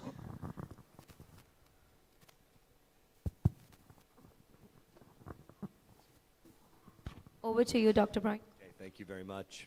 Can you hear me okay? Is that good? Is that better? Okay, thanks. Okay, we're happy to be up here to talk about non-allopathic stress management tools, practical strategies that work. I'm going to introduce our panelists, and then we'll dive into it. So first we have Tabitha, founder of Awakened and Aligned, a spiritual and trauma-informed practitioner specializing in nervous system regulation, breath work, and plant medicines like Cambo for addiction and trauma release. We have Azad Godas, genetic specialist and educator in interprofessional collaboration with experience implementing award-winning teamwork programs in healthcare settings like Saudi Arabia. Myrna Saide, holistic psychiatrist and founder of a multidisciplinary well-being center emphasizing integrative approaches, including, is Myrna with us? Okay. Myrna may be coming, we saw her. Breathwork, sleep, optimization, hypnotherapy, and addressing inner child wounds. Yvette Rose, author of 21 books, including Metaphysical Anatomy, with experience in 43 countries, helping over 7,500 people through psychosomatic healing, breathwork, and trauma resolution. Madhavi Subramanian has held critical leadership positions, driving team performances on the wellness front, international yoga gold medalist, podium finisher in half marathons, wellness warrior, possesses unique blend of strategic strength and mastery of ancient sciences, blending into modern living. Through her company, drives wellness initiatives for corporations and individuals. I'm Dr. Brian Lillenquist, a podiatric surgeon turned wound care specialist focusing on collaborative post-acute care and market development for clinics across 8 states in the United States. So let's jump right into questions, or the question portion. But before we do that, we thought it would be cool to work through a breaths work practice.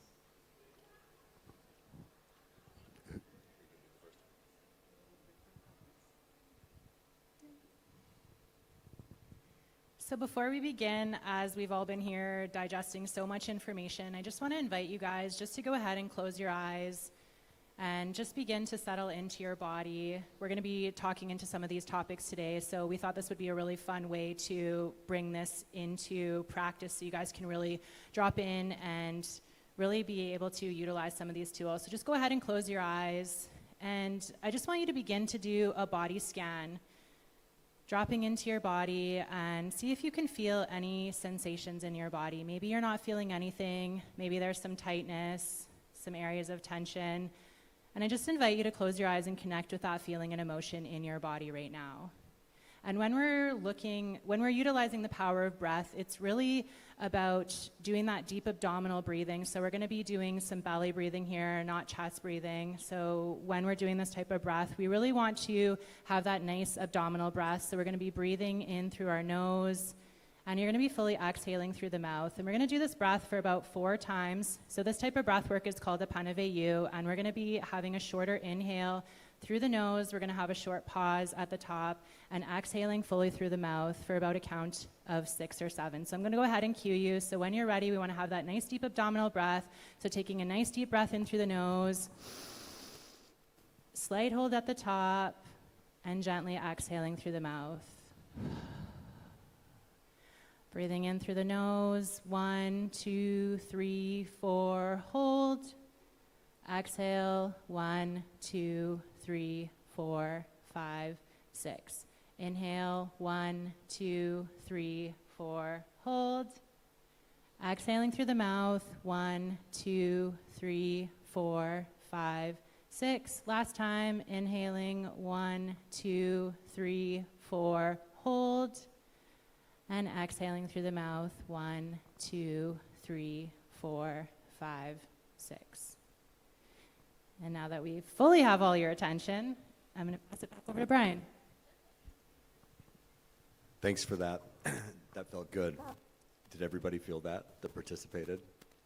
Very, very nice. Thanks for doing that, Tabitha. Okay, our first question, and this is open to any panelists. Our format will be any panelist can answer. You can choose to skip. And then at the end of our questions, we'll open it up for audience questions, participation. So our first question is, what is your go-to non-allopathic tool for immediate stress relief, and why does it work so effectively? Okay, hi everyone. I'm sure that breathwork really served us well. Before I go to what, Brian, I would like to step back and I would like to address why. And I'll take 3 perspectives. Number 1, as far as stress is concerned, the body and the mind, they are like concentric circles. So far as they're functioning like concentric circles, there is no stress. Like, look at babies, they are absolutely joyful, because they are like, their body is where their mind is. You are here in Dubai bodily and your mind wants to be somewhere else. That's where, when that disintegration happens, that's when stress starts setting in. That is number 1. Number 2, the hardware and the software. The hardware, it has been the same for thousands of years. 2 eyes, 1 nose, 2 ears, the blood flows, the heartbeats. Hardware has been the same for thousands of years as far as humans are concerned. What is changing is the software. It is racing ahead. So therefore, that is like stress from the future. Like when we say, be in the present. So when the mind is racing, the software is racing away and your hardware is right here, that is another aspect. That is from the futuristic perspective. The third perspective is what comes from the past. Like, we are, again, considering the software. This is the master hub, the brain, that is the master terminal, master control. And then we have these junction boxes, like when we can relate to our childhood biology. The brain, and then there is nervous system along the length of the spine. There are certain junction boxes. From there, nerves disperse to different organs, cardiovascular system, your digestive system, reproductive system, your excretory system. So whatever has happened to us through the childhood, whatever has happened, the master controller, the master computer sends signal to these micro, hubs. And then that is where there are certain memories that got, that got recorded. And when we function, like suppose a child had a bad experience on the stage, and growing up we have stage fear. That comes from the fact that they say, oh, hey, this happened in the past. It goes to the recording and it says, oh, this has happened and you're in a danger situation. That is where the stress comes from. So now coming to what is one go-to strategy? So one thing that would really help is, if I have to answer in one word, it is breath.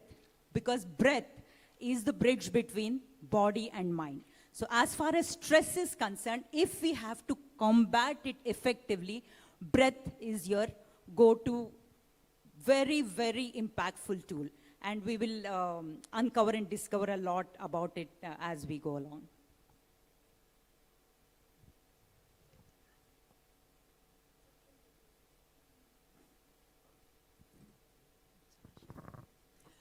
So for me, what works extremely well is when I feel stressed, what works is I assess, why do I feel unsafe in this moment? Why do I feel unsettled. The reason why we become stressed is because the nervous system is dysregulated. So I feel and I connect into what can I do right now, what step can I take right now that will help me to feel safe. Sometimes it can be something as simple as listening to a song. For me, I personally love sound healing, like just simple crystal bowls. The frequency that I listen to on my headphones is incredible. It's very soothing. Breath work also helps extremely well. And something that also helps me a lot is when I actually stand up and jump until I'm tired. And the reason why that works so well is because it represents the runaway instinctive response. Because sometimes when we get stressed, the body feels trapped. It doesn't know what it needs to do. And we have so much cortisol that's building up in the body.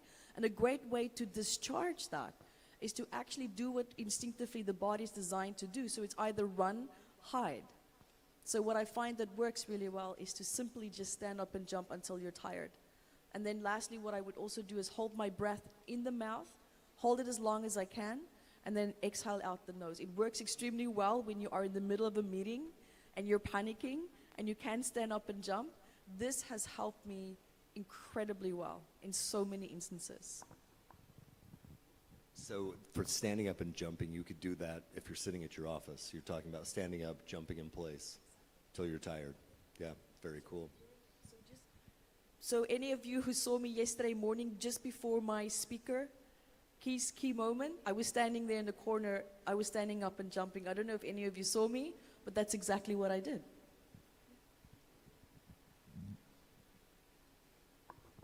Hi, Myrna. Did you catch that first question? Repeat it if you want to respond. Yeah. We're talking about what is your go-to non-allopathic tool for immediate stress relief, and why does it work so effectively? Hi, everyone. Hi, my fellow panelists. Been looking so much forward. So my go-to is actually a combination between hypnotherapy and breath work. So I love hypnotherapy in the sense that it can guide the person into the subconscious mind, into memories that have been hidden. Just now, I've been sharing the story of a person that has a lot of blockages when it comes to public speaking. And love, etc. And through hypnotherapy, through the subconscious mind, and of course we do that through relaxation, even though relaxation is not a prerequisite really, and through breath work. And we went into a memory where the person was, criticized, unloved a lot by the parents, and as well at school. So we have a lot of traumas in life, and for us to be able to be less susceptible to stress, it's very important for us to work on those traumas and release them through hypnotherapy and breath work. For me, these are top-notch, Brian. Thanks for that. Thank you.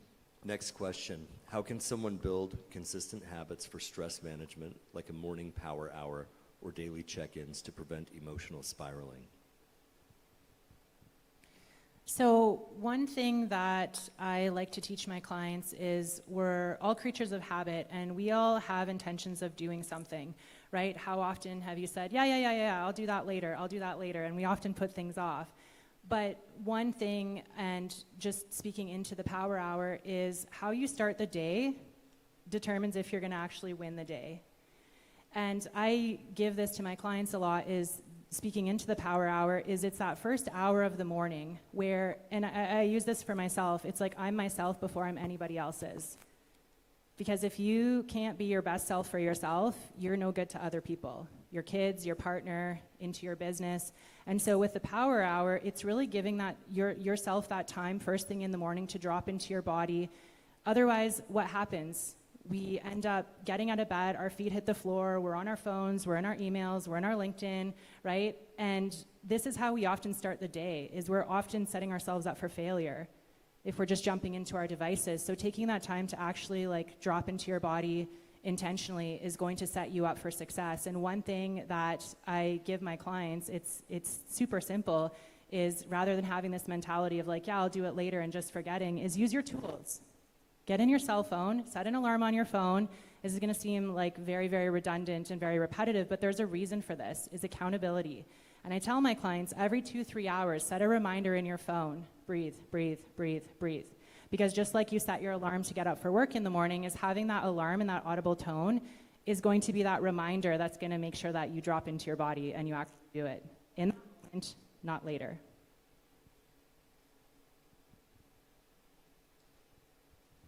Okay, for us, when it comes to healthcare, working in healthcare is, let's agree that healthcare is a very complex sector where sometimes we are dealing with patients who are already stressed coming to the organization or coming to the hospital, but we took it from different angle to see sometimes staff are stressed, either due to heavy work, due to personal issues.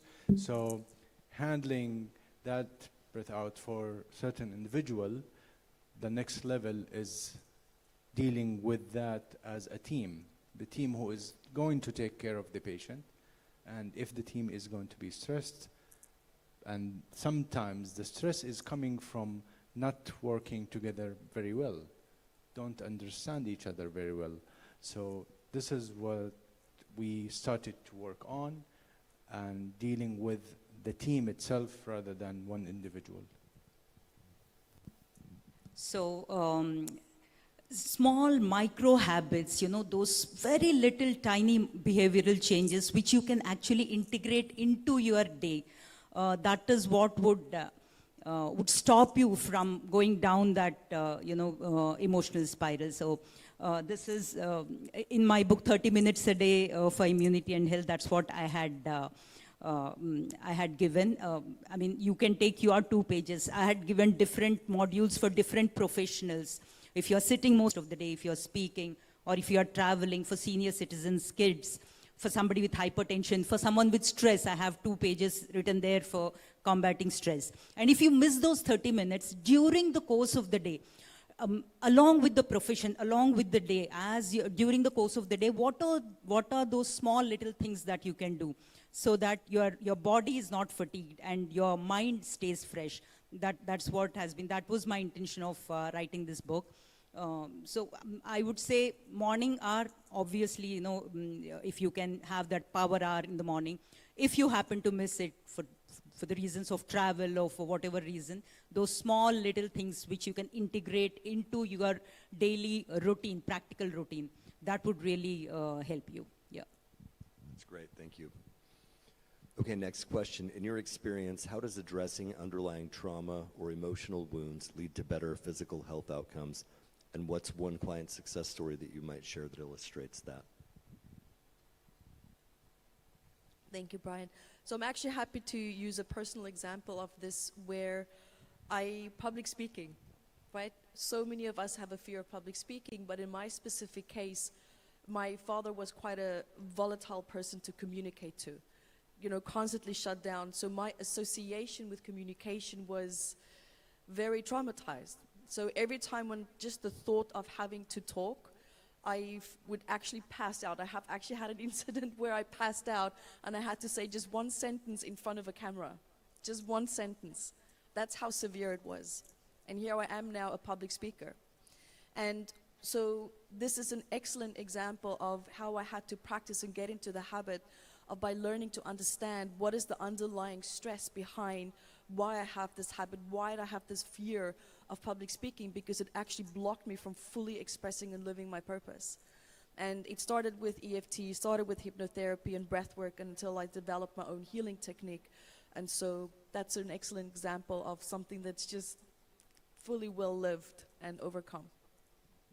Well, thank you, Yvette, because you reminded me of myself, because during college, I was the worst in presentation skills.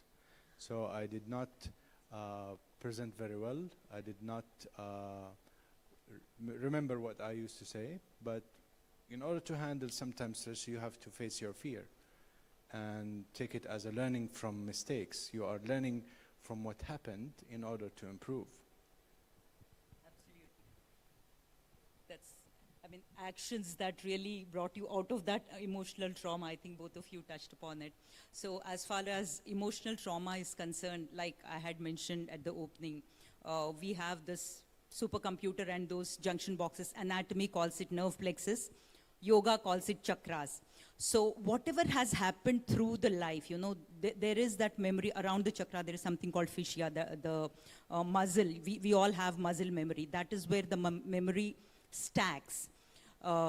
If you have like stage fear, I had mentioned, or if your creativity was curbed at some point in time, that gets blocked, that gets registered at Swadhisthana chakra, at your sacral plexus. Your ambition gets curbed. You know, you wanted to do something you couldn't do. That gets curbed at sacral, at solar plexus. And then you had a heartbreak, your heart chakra. You couldn't express your throat chakra, your throat plexus. So at different points, it's a human anatomy is brilliant. It is like any powerful machine. If you understand it well, it is very easy. We don't really need external medicine. We don't need any external devices.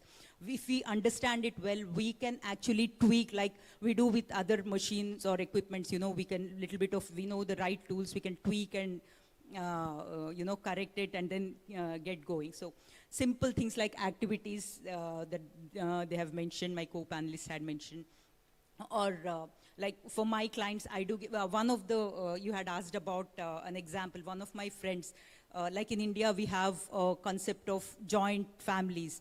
So she wanted to be really good to everyone. So she had held her voice, you know, she did not say anything to her in-laws, the other joint family members. So as a result of which she developed thyroid. She didn't even know why she got thyroid.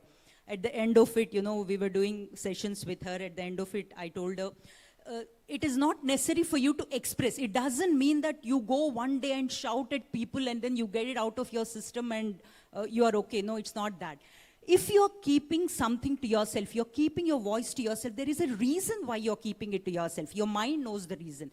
So you should be able to, you should have that power to hold it.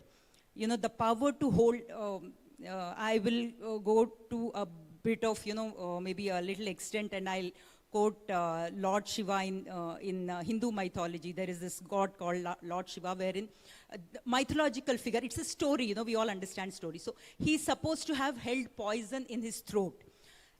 Symbolically what it means is, if you cannot, if there is some poison, the world we are living is not very clean, there is poison. So your body or your breath or your emotion should be able to hold that poison. You should have that power. Once you have that power, you have worked over your emotions. You have really achieved, you know, achieved victory over your emotions. Brian, I'd like to also. So the question you asked about trauma and how it affects us physiologically, to recap, as a reminder. Yeah, how does addressing underlying trauma or emotional wounds lead to better physical health outcomes, and what's one's success story? So in terms of addressing trauma, as you were mentioning, so we want to understand how the trauma happened and how did it impact us. And we want to understand that trauma usually physiologically, you know, there's inflammation in the body. So it can, of course, cause, be it obesity, it can cause diabetes, it can cause hypertension, it can cause palpitations, tachycardia. It can spiritually, psychologically, it can make us feel as if we are out of place, as if we don't belong, you know, as if, what's my life mission? You know, why am I here? So trauma, when we hence, you know, target trauma and we want to treat trauma, of course, we want to look at it from a holistic perspective. We want to get our blood tests done. We want to make sure our inflammatory markers, you know, aren't so high. And we can always incorporate turmeric. We can incorporate, you know, natural anti-inflammatories, you know, like turmeric. We can take antioxidants like coenzyme Q10. We can, of course, repair our minerals like magnesium. We can look into mineral vitamin deficiencies, especially vitamin D. And when it comes to psychological trauma, of course, mind-body medicine, so I'm a specialist in that, everything is connected. So when it comes to how we will heal from trauma and then how we will be impacted, we will be successful. So we will be able to succeed in anything that we want in life. However, if trauma remains to be the script, the narrative in our mind, the belief, I am traumatized. Whew, what does this do to you? You know, the belief of I am traumatized does not allow you to succeed, does not allow you to be prosperous, even though you might be quite intelligent, but it totally blocks you. So reprogramming that is very important, and I can tell you about so many cases, Brian and everyone else, you know, be it infertility. Infertility, after processing naturally, holistically, she became fertile after 6 months of treatment, be it public speaking, you know, be it any condition, you know, that you might think of, everything is reversible. Medicine tells us in medical school, no, it's irreversible, right? So, however, when you look at things in a holistic manner, once you go within and deal with your traumas, everything becomes reversible and everything becomes, you know, positive for you guys. So how do you bring that into a healthcare team with allopathic doctors and not get pushed out of the room? Like, what's a strategy for that? Brian, great question. You know, because I come from a traditional medical, you know, education background, so of course I've been criticized. Just now we were talking about how, you know, my professor thought that yoga was dangerous. And why do you want to go into hypnotherapy, like stay as, you know, psychotherapist? And my uncle is a chairman of medicine, he's a neuroscientist. So you definitely are risking getting kicked off. However, it's important to stay true to yourself. The throat chakra, I did a lot of work on my throat chakra. You know, it is safe to speak my truth, and so it is. So this is my truth. I'm gonna speak about chakras, I'm gonna speak about Ayurveda, I'm gonna speak about the benefits of omega-3 and flaxseed oil, you know, and ashwagandha, and I'm gonna speak about adrenal fatigue. I will speak about all those things that I totally believe in. And my patients come to me because they trust me and they are into prevention more than treatment. So that's very important. If there's something acute that needs acute treatment, of course, go to the ER. Go see a surgeon, a general surgeon, and they're all my colleagues and they're all my friends. I respect them, they respect me. This is how they practice and this is how I practice. So complementary medicine for me is always, you know, what I advise other people. Azad, I'm curious, so from your perspective, how would you integrate that into a team? That's a very good question. Now, again, coming back to this is the problem in healthcare. Healthcare is about misunderstanding each other. Sometimes because they don't know that there are other professions existed.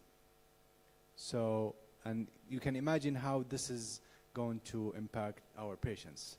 Now, from our side, we started to implement education and training. It's about training and educating the healthcare staff how they are supposed to learn with each other and about each other. If I can give you an example of Cleveland Clinic right now, the health education campus in collaboration with Case Western University started to let medical students study together. You can see that physicians, pharmacists, nurses, and other professions are studying from the beginning together because they have to know about their roles and responsibilities other than their roles and responsibilities.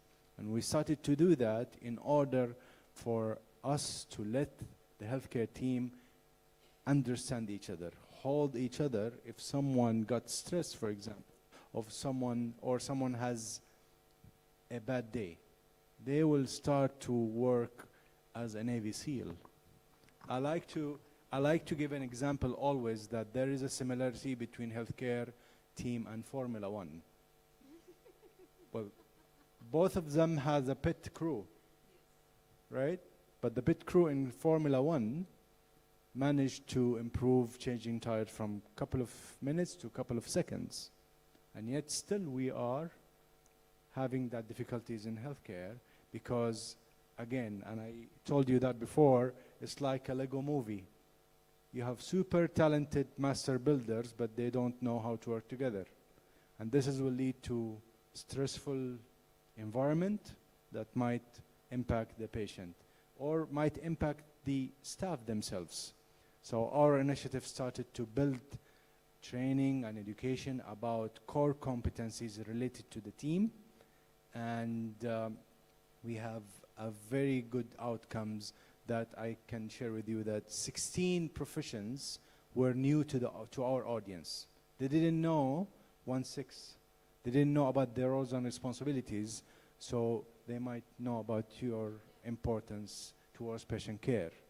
And after long-term assessment, we started to hear from our audience that they felt they were empowered, they managed any language barrier, and also they felt that this is a trustworthy environment. And will improve the work environment that impacting patients as well. If I may add, Brian, you know, research is very important.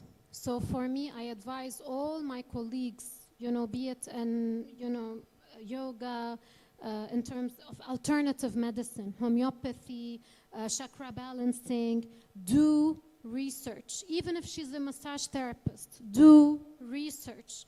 When you are a researcher and you have data to present, you will be heard among scientists, okay? So, for example, at the American University of Beirut, where I am a graduate of, we started Health and Wellness Center. I used to teach psychiatry there for so many years, and then when my professor said, oh, you're a hypnotherapist now, I told her, can I start teaching hypnotherapy? I was met with resistance in the beginning. However, I fought hard and consistently, and then I started teaching within the semester 1 hour of hypnotherapy, the same way I teach CBT and mood disorders, etc. So once you believe in a mission, of course, it's about connections and being grateful and being, you know, in your approach, diplomatic, etc. But you will get there. So especially now with the certifications, most of the, you know, universities in the US are allowing physicians and nurses to be certified in lifestyle medicine, in hypnotherapy, in. So once you get the certificate, you can start to pitch it in your hospital and start giving this added, compassionate, spiritual touch to patients. You know, because this model of care is very important to add you, the soul, in the middle, how you breathe, how you, you know, your connection to your soul, your connection to your land, to your environment. We have to have these conversations with our patients. We are so much more than our symptoms. And we don't want to be killed, you know, don't kill the messenger. Symptoms are numbed by medication. Why? If I have a symptom, why should I directly be prescribed a medication for it? Why not in the beginning, you know, close your eyes, let's put your hand, you know, on your heart, let's give the symptom a voice. What are you doing here? Why are you in my body? What can you tell me? Why did you come here? Give your symptom a voice, and your symptom will give you wisdom and will teach you the steps, will give you concrete steps of what you are to do, and then the symptom will disappear. So you tell me which approach is better, listening to your body or killing off your symptoms by a medication that also will have side effects. So, you tell me, Brian. I don't really have much to say. No, the way that we're doing medicine right now isn't working, not wholly, right? And I think the point that you make about that, I mean, there are things that need to come out, right? Like we have to cut things out sometimes. We have to put things back together sometimes. But some of these other ailments that we have, where we throw medicine at it, and then pretty soon you have a patient who's 70 that's on 40 meds, and we have so many patients like that. And then the polypharmacy that happens that you can't even track, like what is that doing to the patient? So it's, you know, go back to the basics, and it's like, okay, what's this message I'm getting, and how do we get that out? And I think that gets overlooked for sure. Yeah, very good. 100%. And remember, when they give you a diagnosis which is idiopathic, they tell you idiopathic. What does idiopathic mean? I don't know. You know, like it's the unknown. It's like, it means like this symptom has been caused by stress. But because they are not trained to look into the root cause of stress, they say idiopathic, which is basically unknown. And this is how they hook you on a certain medication. So it's very important. Listen, I'm not against medication, to be very clear. There are cases like arrhythmias, there are cases, certain cases like, for example, severe depression if the person is in her 70s and she's suicidal. There are episodes of psychosis. This is real. Hallucinations are real. You know, sometimes if, and this is a case that just happened with me, like she traveled to Italy, and all of a sudden, because her father died there, she started having auditory hallucinations, you know, listening to voices as if the voice, like command hallucination. Like the voice is telling her, put your hand this way. No, don't do this, do that. And then she started having suicidality, you know, and I'm in Dubai, and she's back from Italy to Lebanon, so I had to contact a colleague of mine, like, please, she needs hospitalization, right? So there are cases, please, there are cases that of, be it in mental health or be it in physical health, that necessitate medications. However, if from the beginning, the type of life we are leading is the kind of life that is, you know, we have the jumping or like bending the knees, you know, this is part of Dr. James Gordon's Center of Mind-Body Medicine in the US. So bending the knees, sounding, breathing, I'm with all that. But we have to have this kind of lifestyle, you know, in order to prevent getting morbid diseases in the future. That's what I think. That's great. Thank you very much. We've got 2 minutes left, and I want to stay on time. Does anybody from the crowd have any questions or comments? Please.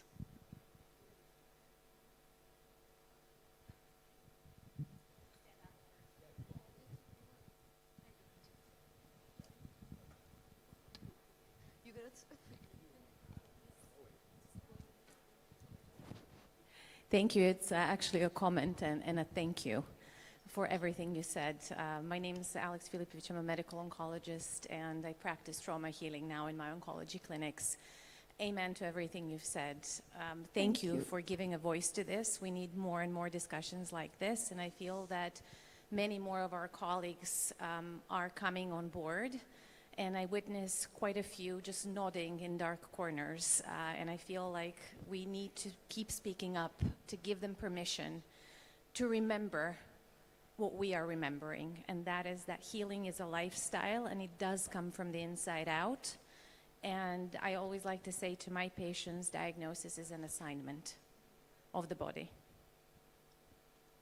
So 100%. every single patient walks in with a story, and that story leads us to the root cause, and the symptoms just are voices that we need to acknowledge.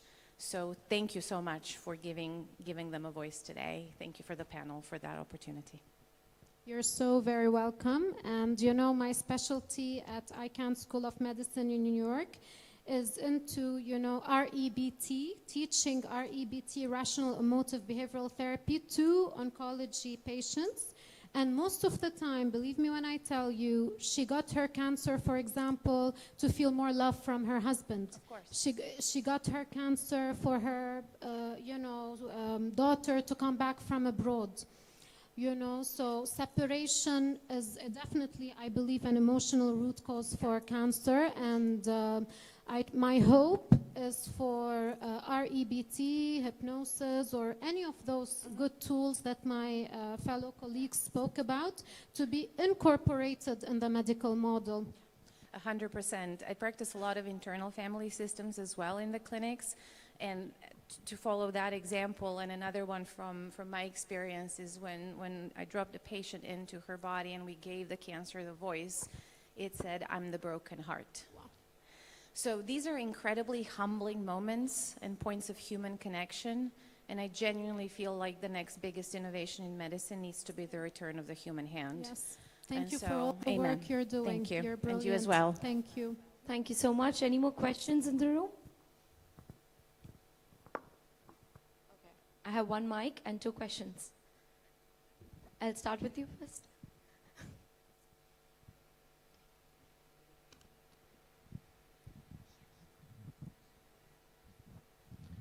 Hello everyone, thank you very much for this panel. I thought it was great. A small comment that I picked up on from you, Dr. Mirna. You said something about spiritual patience. If you could go a little bit deeper into that. Spiritual Patience. Patience. Patience. It's just a small comment on the side you made that I picked up on. Remember when I said that, or in which context? Spiritual patience or patience or patience? In the patience sense, not patient. It's difficult to explain, but not in people's regard, in more the patience sense. Patience in terms of, peace. Exactly. In which question was that, Brian? In general, when we talk about patience, I think patience or tolerance, is that what? Because kindly, help me remember in which context or which I mentioned that, if you have the notes. But in general, if I am to talk about patience, there are beliefs, of course, that I'm impatient or I have frustration and tolerance, and this is quite prevalent also in our EBT. We say that the person with the diagnosis of cancer, let's be more specific, they have frustration and tolerance. So when it comes to my practice, I will need to reframe that into being tolerant, releasing the frustration and being tolerant, because oncology, the cancer, it's a long way. It's a long way to go with lots of treatments. There's a lot of suffering. It also involves patients and their families. So in here, some people develop the frustration and tolerance. We have to retrain the attitude to be more tolerant, to be more patient. So if you agree can give me a on that. specific example. Yeah, because I really like the patience, or I'm learning patience more. Yeah. And the notes I have here, just the topic that was before that, was that you're going to be heard among scientists if you do the research. And then the exact words that I wrote down was a spiritual touch to patients. It's going to give a spiritual touch to patients. Okay, to patients. I was talking about patients. Oh, maybe I misunderstood that. Yeah. That's possible. I was yeah. talking All right. about patients in that sense. You know, that when we are, let's say, we don't come with medical degrees, but if we, of course, have our medical degrees, but if people, like, for example, the people that are into, life coaching, or people that, or only hypnotherapists, or only essential oils, aromatherapists, like, they are really doing great work, or even yoga, the yogis out there. So the more they do research, they can definitely integrate into the healthcare system. We were talking, Brian asked a question, how to integrate into the healthcare system, to Mr. Azad here. So the language of hospitals usually is research and data, and they require that in order for them to invest, let's say, and open a new department, right? Right, yeah. Yeah, okay, yeah, thank yeah, you. yeah. You're welcome. Thank you. We have one more question across the room. My question is for Dr. Yvette. we have come across child trauma or trauma-related issues and how they affect us when we are adults. So, first question: at which age do we recognize that we have or we might have some trauma-related issues related to our childhood?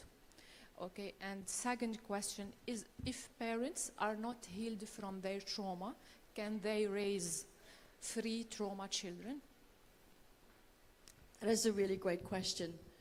The first question is, and a lot of people have actually asked me this, and my answer always remains the same. People always ask, when and why should I do healing work on myself, right? So the first point is to learn and recognize and build the awareness that you feel uncomfortable. When you live a life to the point where something within you is distracting you or causing you to feel that I'm not living my best life, that should be the first red flag. So when I started my journey as well, it started with discomfort, it started with depression, it started with anxiety, and only then did I start to understand, well, why is that there? Because I was on heavy medication, right? And with personal development work, I was able to get off of that. Now, this is the challenge. How much pain do we need to be in order to finally have that moment of awareness to realize that I'm actually comfortable feeling uncomfortable? For some people, they need to go through a crisis. For other people, it does just take that answer, or not that answer, but that moment where they can realize, I'm just a decision away from living a life that feels more comfortable.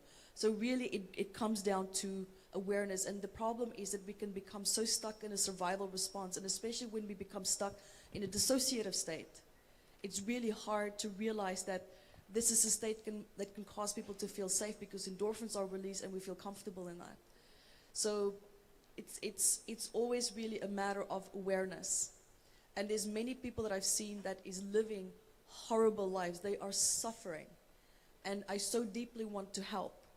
But some people, if you want to reach out and help them, you get pushback. And sometimes people can even get aggressive because they're not ready to receive that awareness. They're not ready to take that step. Because the problem is that we build coping mechanisms around the problem.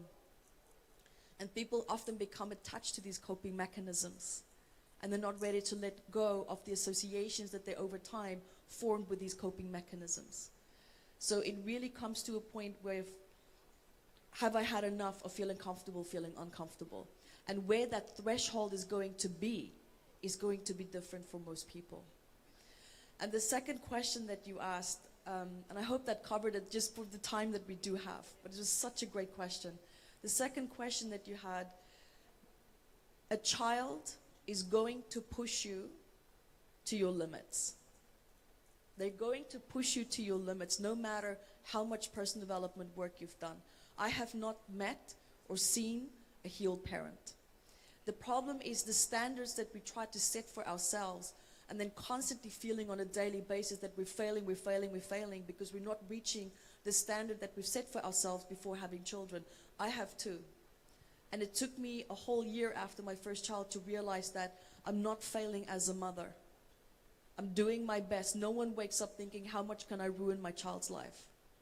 Right? We're really truly trying our best. But what I did have to learn to understand is that when my child's having a tantrum, when something is happening, that child is being a mirror to me. Why is that child's behavior making me feel so uncomfortable? And I realized it's just normally because I became stuck in a state of disappointment. Why is my child behaving like this? Where did I fail in my actions for this child to behave this way? And they're living completely on their nervous system, so they cannot understand and emotionally rationalize life the way that we do. So I've actually had to learn to take a step back and try to see the perspective and the situation from their angle. And that is when I had my breakthrough with my two children. So just in very short, I do hope that that helps. And it's such a great question. I wish I had more time. Thank you. Was there one more question?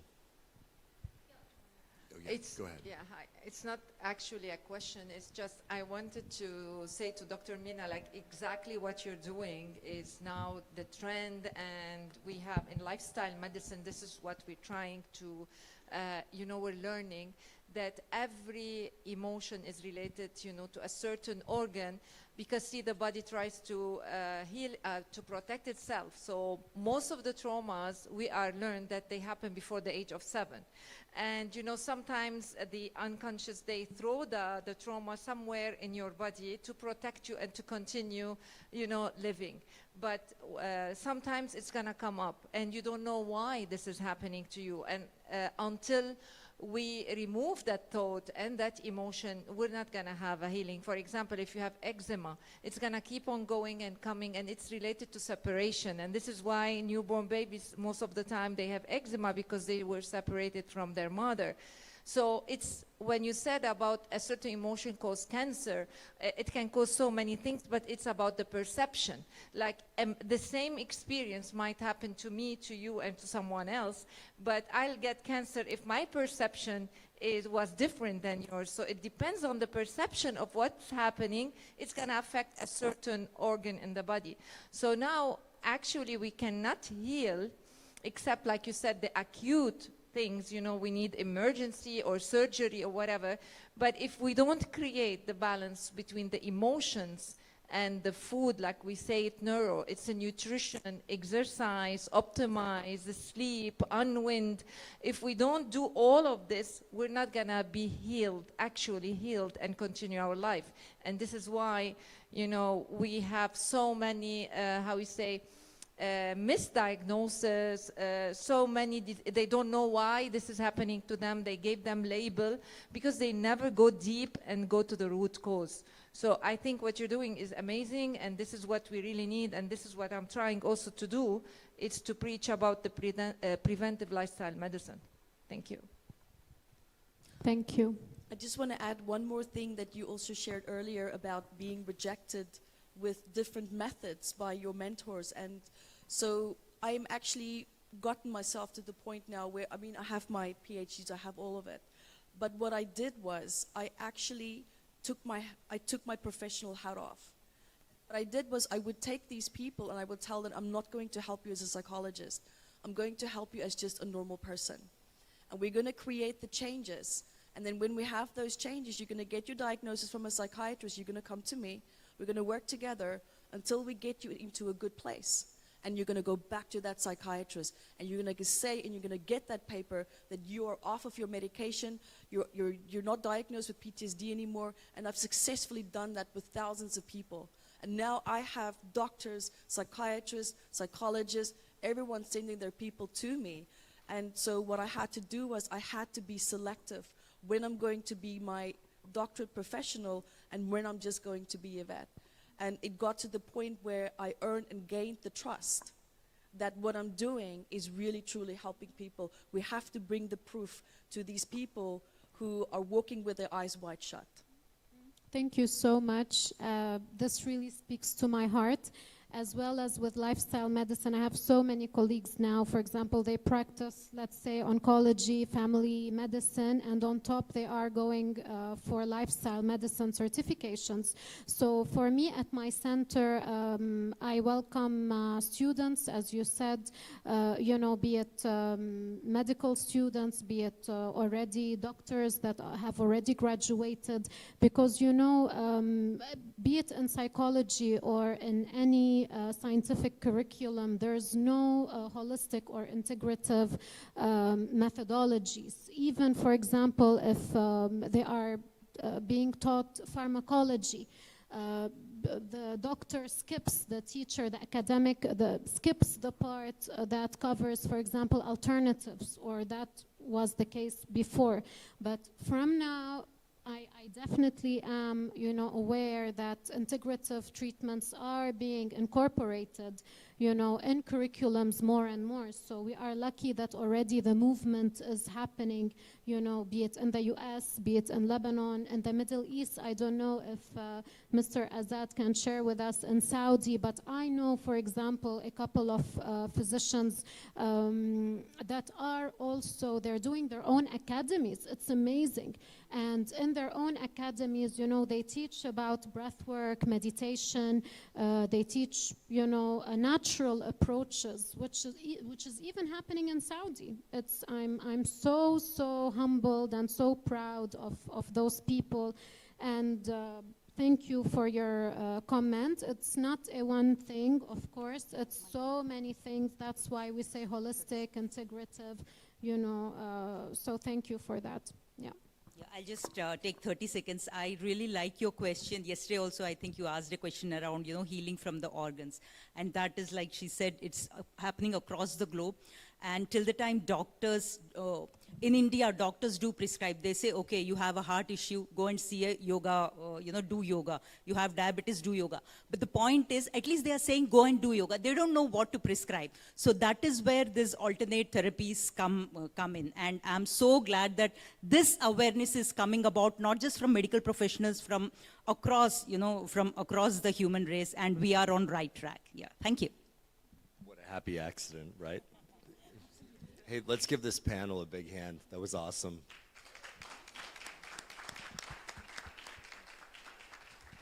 Thanks very much. Thank you so much. That was indeed a very nice session, and I really enjoyed the questions as well. Thank you, Mr. Brian, for doing the moderation, and also our lovely panelist. Can I please request you to stand and get a nice picture?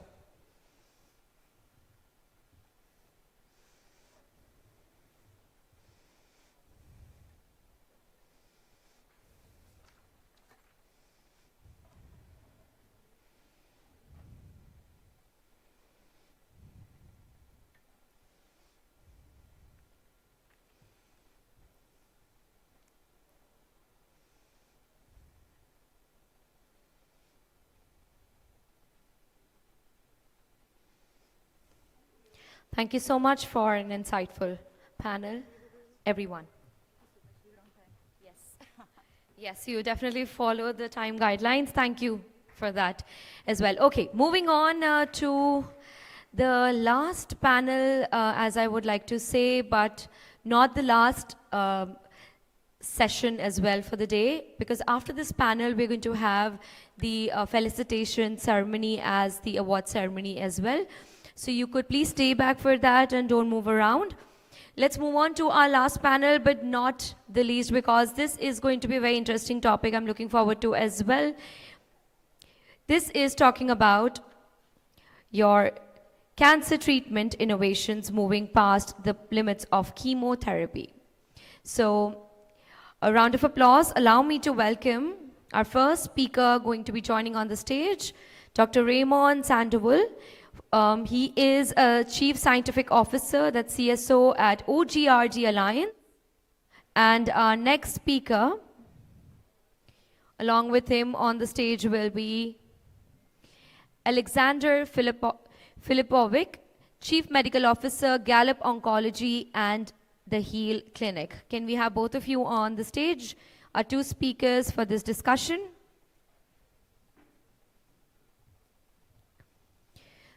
So this is going to be a two-speaker discussion as of now, and a little bit about what's going to happen and what you would like to look forward into this.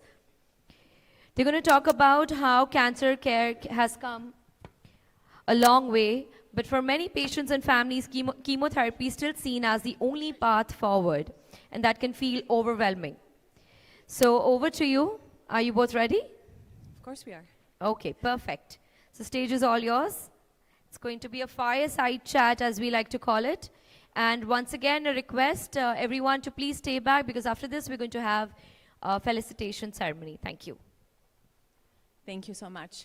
Thank you, everyone, for staying for this session. It's definitely an interesting topic, one that I'm personally super passionate about. And we're definitely encouraging for you guys to participate, even to interrupt us with questions as we're going along, or just feel free to save them for the end. Very nice to meet you here in Dubai. Shall we start with a round of introductions so that we have our audience know who we are and where we come from? Would you like to kick it off? Yeah, sure. Where I come from? Many places. Recently, I work in Orlando, Florida. But my base is many years ago in Chile. I am a pathologist. I developed a new treatment for cancer, first in class. It's a dendritic-based therapy with a phospholipoproteomic complex. So it's the evolving through the dendritic-based cell, because the dendritic cell is unpredictable. And after that, we have the exosomes with the other problems, require a cold chain. And when you create a new treatment, immediately appears many problems, you know. But at this time, after 11 years, PLPC has resolved many problems, all problems, in fact. So it's a very, very good treatment with many results and outcomes from real-world evidence. This platform is a platform, not just a treatment, because it has immunoceutical lines with 4 lines and backbone regulatory, you know, a new protocol to make the registration. So this is more or less my current activities. That's really fascinating. I think we've taken a deep dive into a very novel therapeutic approach in oncology, one that we're still trying to understand. Thank you for that introduction. So I'm going to introduce myself to you guys as well. My name is Alex Filipovic. I'm a medical oncologist and chief medical officer for a biotech company. I've been in this field for 20 years, and innovations in oncology have just really continued to emerge. And as much as I would like to speak today about these types of approaches that you've just mentioned, cell-based therapies, very, very novel, some targeted, some less targeted, but all really profoundly innovative, and really a testament to how technology has risen to meet biology, thankfully. My intention for our conversation today is also going to be to take a look at the journey of what we've been witnessing in cancer treatment through a slightly different lens, perhaps through a human lens, first and foremost, and also to ask a different question, and that is, what has drug development in oncology actually been trying to teach us about us as humans? And perhaps it's a bit of a conundrum and something unexpected, but I'm really happy to put that into context for the audience and then for, of course, my fellow panelists. But what I'm really, really curious to hear from you, from your career, and you now sitting in a chair where you've actually developed a very, very novel therapy, how have you journeyed your career to come to this place? And what are those milestones in terms of innovation that you have personally witnessed, been proud of, that have motivated you and that you've learned from? I think that my experience, my journey is the same that any human being. When you evolve, when you confront a challenge, always is the same. So if you confront many challenges, you evolve so much. That's the outcomes. Why I passed to laboratory, report biopsies, to the clinical treatments and development in the laboratory, a new treatment, because I am not, I am recognized that we need something that like more. Why? Because I have cancer. I have cancer 15 years ago, and when I suffered cancer, my colleagues, my oncologists, obviously, say me, don't worry, Ramon, you don't need a problem, you don't need the treatment, but in the microscope, I see my lymphovascular permeation. So when you see that, you know that this is a doubt that in some moment you're gonna repay in the future, because it's a sign to reapparition of the cancer. But what can I do? For that kind of lesion in the large bowel, you don't have an option of chemotherapy, no radiotherapy, no surgery. So what treatment is option for me? No one. And in these years, I listened about the Dr. Steinman Nobel Prize, about dendritic cells and about the immune memory and how the residual implants or the microscopic or subclinical lesions. You know? Subclinical lesions, similar, the same meaning about lymphovascular permeation. Okay, I need that, but where? How? because one thing, is a Nobel Prize, and one thing is the treatment available for you in your city. This is very different things, and I need to put so much work in this project. And finally, I get the molecules, cytokines, interleukins, what type of cells, PBMC, peripheral blood mononuclear cells, and I finally get the treatment for me. Okay, so no lessons about many years, so I think that we're going to get very good result. But after that situation, 5 years later, my father suffered cancer. And at diagnosis moment, he has 31 metastases for more than a hand of measures. And the colleagues say, don't worry, it's not so much that we can do, so we have palliative treatment, and that's all for the next days. They don't speak about weeks, don't speak about months. And my father says to me, son, not like that. Please help me. You must know something to maybe help me in this moment. And I remember this treatment, but it's different, lymphovascular permeation and 31 metastases. The burden tumor is so different. I need to work something. And I remake the treatment for my father, and the result that not was some days, was 3 years, 3 Christmas, 3 birthdays. I say to the colleague yesterday, 2 cup of saucers of American Cup. And I learned in the real world the meaning of dissociation, that when you have so much burden tumor, but the tumor grow up in one direction, and your clinical status is for other direction. Dissociation, your clinical status for the tumoral burden tumor, and after 3,000 patients, what do we see with PLPC? 14% total remission, 34% partial remission, 32% have no progression disease, and 12% have a dissociation like my father. And the 100%, 81.6.2 respond to the therapy. So after that, this is so much bigger for me.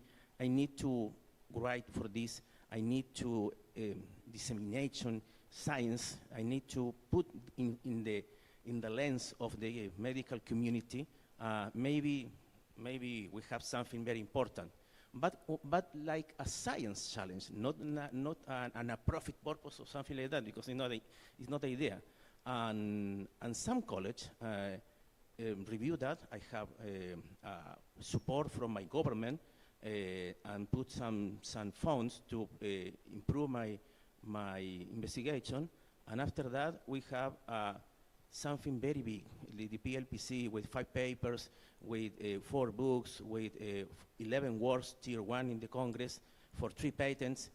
So the things grow up so much that I never can imagine. So the challenge put me in front on this material, on this issue, and I think that the journey really now start up. Really is the beginning. Well, first of all, I want to thank you for sharing your story, personal and professional. And I hope that the audience has heard this well, because it's a true example of how human story leads to innovations in science. And it brings me to something that I'm deeply, deeply passionate about, that I love to talk to, and that is that behind every drug, there is a story. There is a person or a team that believed, that persevered, and that had a very personal why. And with that, if that's okay with you, I'll do a little retrospect of my own to sort of bring this together. I want to ask the audience, do you know what the word oncology means? So I've been an oncologist for 20 years. I figured it out. Well, I didn't figure it out. I've learned last year. So the word oncology comes from a Greek word, onkos, which means burden. And I really feel deeply called to dovetail our conversation from the panel that just stepped off the stage, where we've discussed that, where they've discussed beautifully how symptoms are an assignment from the body. And what better analogy and a real example in our faces other than oncology, where the word itself means burden. And if we take a look, we're here to discuss the innovations and treatments beyond chemotherapy, and what you have developed is just such an epitome of what that actually stands for. So thank you for that. But if we venture back into how the therapy started and zoom into chemotherapy. So chemotherapy was discovered decades and decades ago from an explosion of mustard gas on a ship during the war. And if we take a moment to reflect on what kind of language do we use in oncology, we are fighting cancer, battling cancer, conquering cancer, surviving cancer. It is war language. And words are biosymbols. They can harm as much as they can heal. So we've been throwing the kitchen sink at the messenger very actively for decades and decades. And then to the point of referring to what are the therapies trying to teach us, it is my true belief, after 2 decades of being an oncologist and a drug developer myself, but first and foremost a human, that there is a story there that leads us back to ourselves. So fast forward to 2011, when the first immunotherapy, ipilimumab, was approved, and then we had a follow-on with anti-PD-1s and anti-PD-L1s in 2014 and beyond. Here we now have an era that succeeded the era of chemotherapy and then came after the era of targeted kinase inhibitors, which were very specific, imatinib, Gleevec leading the game there. Now we come to the era of immuno-oncology, where the drugs themselves are teaching us that the human body can actually heal from the inside out. So we have an oncology patient that, can still get bacterial infections and recover, viral infections and recover, allergic reactions and recover, food poisoning and recover. All of these are handled by specific components of our immune system. But then they develop cancer, or the cancer manifests, and that particular arm of the immune system has decided to shut off. And here we now have a therapy that re-engages that arm of the immune system in a very gentle and effective way. And can we pause as a community to say, this is teaching us that the human body is capable of healing from the inside out? And then we get other innovations, such as loaded antibodies, antibody-drug conjugates, radiopharmaceuticals, cell-based therapies. But really, what I feel like we are experiencing in drug development, there is oftentimes being derailed from the lessons into following trends and not having enough patience to follow patients and to follow biology and to wait for patients to survive. And what I mean when I say that is, for the first time when immunotherapies came about, we started seeing that phenomenon of the tail of the Kaplan-Meier survival curves lifting. And sadly, we were used to, for decades on end, with just survival curves plummeting down, right? Disease-free survival, overall survival, just plummeting down with really minor shifts to the right for benefit. And all of a sudden, we start getting treatments that lift the curve. So it means that maybe 5% or 10% of patients are living very, very long lives. And then we start combining therapies, chemo with immuno, targeted with immuno, immuno with immuno, cell-based therapies. And then those effects of the tail lifts become incremental. And then we get to the point of drug development where the regulation has to catch up with biology. And where we no longer are served well by the old endpoints in clinical trials. And from a drug development standpoint, I'm deeply passionate about it because drug development is what I do on a daily basis. And I'm sitting here witnessing that what is real life for patients and what is still a standard for drug development are currently at a mismatch. So it is my deep belief that we need to hurry up and meet patients where they're at and acknowledge what's really, really important for them and redefine what matters in terms of endpoints. Thankfully, there's some recognition of that, but it begs the question every single day in clinic for me personally, to every patient, what does healing mean to you? You know, who am I as an oncologist to decide that a percentage of X response is a success? Patients are not statistics. They're people. And so I don't subscribe to bucketing them into a complete response, partial response, or a stable disease arm. It actually really, to me personally, begs the question of what does healing mean to you? Is it cure or is it living well? And I'll pause here too. I'm curious to hear your comments about this. Yes, maybe both. Maybe Yeah? both. Because if you want to extend survival in the patient, you are thinking with good and high quality of life. Because it does not make sense extend survival, but bad quality of life. Maybe both. You know. So I listen to you, and I think that is the goal of this panel. Because when you speak about the oncology and the purpose and the challenge with the patients, this is real. What the physician, what the medical doctor feels in front of the patient. This is the real feeling inside of us.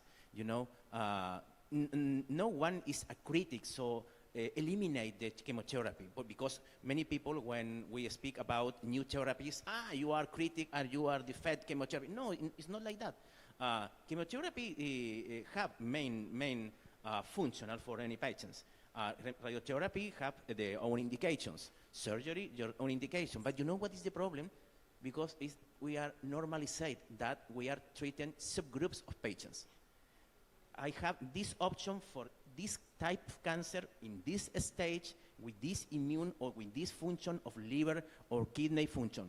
You know, so we don't treat disease. We treat subgroups of any patient of any cancer at this stage in this age. So if we think about that, we need to improve so much because the challenge is not close to we win. We have so much pending task in front of us, you know, and we think in challenge and in the future. Obviously, the immunotherapy maybe is the child symbol. If not the whole idea, maybe the 90%, 80%. Or maybe combined with some other innovation, maybe immunotherapy with nano device, or immunotherapy in skin patches, but the idea is very near. So, okay, immunotherapy, but many people know immunotherapy, I study immunotherapy, I have patients with immunotherapy, and the result and the outcome is not very good, like the investigation or the publicity or the papers. But what kind of immunotherapy? It's very different when you try the patient with CAR-T, try patient with checkpoint inhibitors, or biological therapies like dendritic cells. And dendritic cell, what? With cells, with exosomes, with phospholipid complex. And when you think in checkpoint inhibitors, I say in my conference in the morning, you repair one key in the keyboard. But the immune system is multiple molecules, multiple cells, and you pretend change the result, the final result in cancer with just one key in the keyboard. This doesn't not make sense. So what is the problem? The problem is to repair one platform like immune system. You need other platform with many molecules, with many cells, with resolving the silencing of lymphocytes, macrophages, dendritic cells, and many cells that, because if you get repair and fix all these molecules, you offer a new terrain, very functional, for chemotherapy, for radiotherapy, for surgery, and for other therapies. So we are in the same side. It's not advanced therapy against conventional therapies. No, in fact, I think that maybe conventional therapies are underindicated because if you review the indication for chemotherapy, as you say very well, this indication is from 5 or 6 decades. But in this time, don't knowing about the new therapies, about the targeted therapy, about the biological therapies. So these therapies, with this chemotherapy, improve the indication of chemotherapy. Today, many times I think, why the surgery is not the option for the patient in this stage? Because in this stage, the patient with lower burden tumor have many more options with surgery and chemotherapy.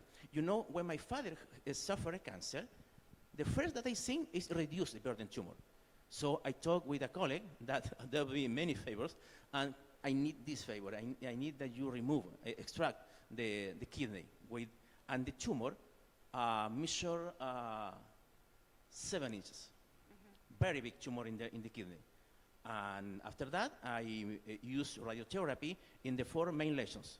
And after that, I have many other lesions, but I put my feet in immunotherapy.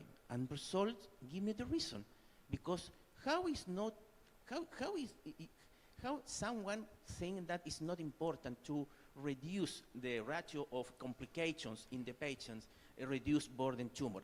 I know that many protocols for administrative purpose, it's very smart that you use your government budget in this way and not in this way. But when you are the patient, when your father, when your child, your son is the patient, you think in other direction, you know? So I think maybe like some bad judge in tribunals in other areas have another injustice for their injustice for the population. Maybe we have one medicine and one protocols for ours and other medicine from the population, and does not make sense, you know? So I think that it's more different. Dr. Tabernero in Spain several years ago say, put attention, put focus in biological therapies, because the immunotherapy at this moment is only in direction of new drugs. But the new drugs, in few years more, have a price that the governments don't pay. So what's meaning that? Meaning that this new advance is for only people, not for the all population. So I think that the solution is the biological therapies. For that reason, for many explanations, I put my direction, my focus in this. You know, Alessandro.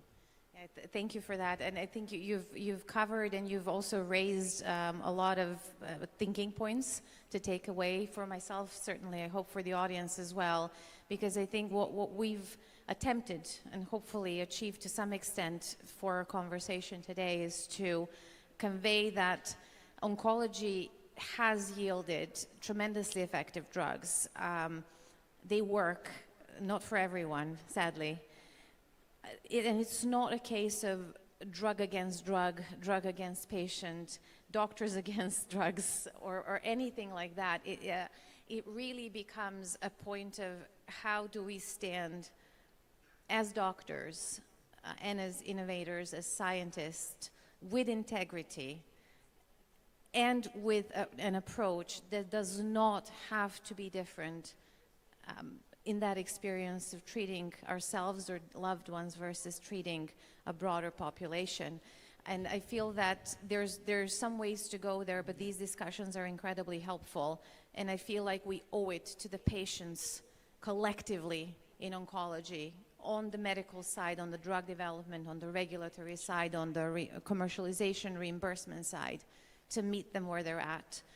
We've done a lot, but there's still many facets where I feel there's tremendous room for improvement. Yes, I think that maybe sometimes we think that the challenge is impossible. Yeah. But for example, in our company, we made a treatment.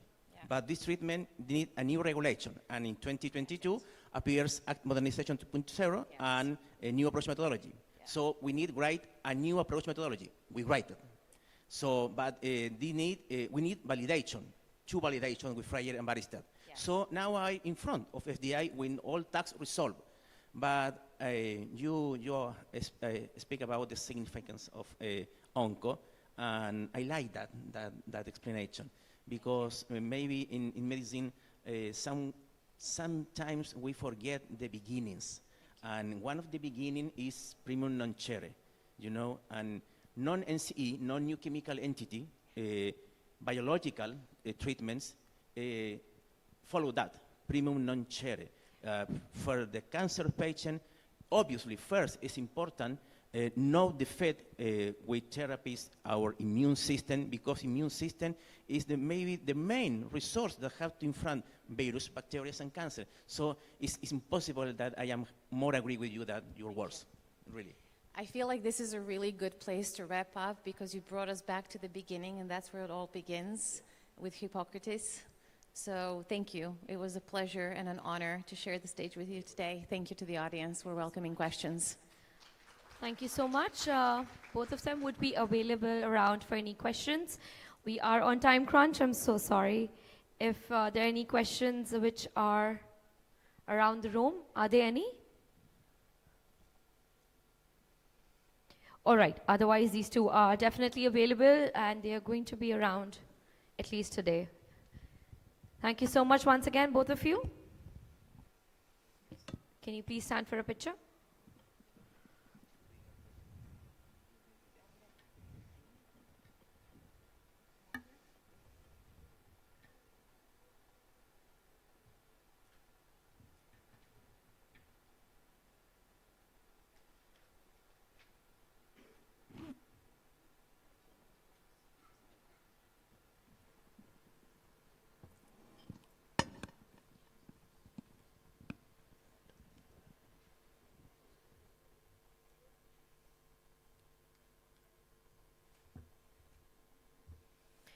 All right, so everyone has been waiting for this part of the event. I won't say that. I mean, we had a very insightful day.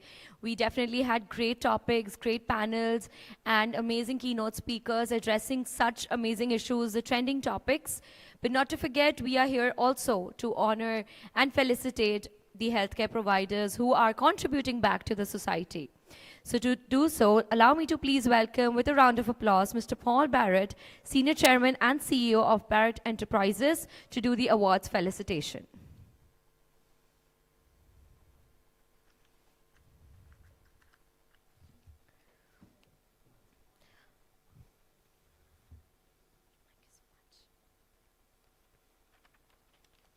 Thank you so much for doing this for us, sir. All right, let's begin with our first awardee. Allow me to please welcome again in the Excellence Healthcare category, a round of applause, Ms. Dipali Lohar. She is the Chief Product Officer at Radin Health and founder of Mindful Minis. She is a visionary product leader who builds scalable digital healthcare solutions by emphasizing user needs. And she also holds a Master in Computer Sciences and CSU and MIT. She expertly blends technical architects, data-driven decision-making, and human-centered designs.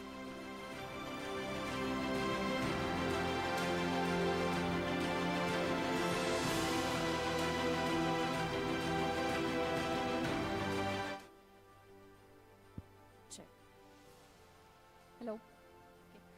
I would like to thank, first of all, hello? Can you hear me right? Okay. I would like to thank first Health 2.0 for giving this award. I want to dedicate this to my daddy. I think he's the wind beneath my wings. Why I would say this is, I come from a very conservative, given a more importance. So I think he has gone beyond his financial support, and he has educated me, and today whatever I am is all because of him. And my mom and my brother are equally supportive in this. My husband, who is equivalent to all the members I have in my family, is equally supportive as all my family members together, and is here, and we are doing this together. And I feel like this is something which helps me to believe that I'm heading in the right direction. And I would like to thank everyone, all my team members and all my colleagues who have been in my journey. and it's just the beginning for something amazing that's going to come in future.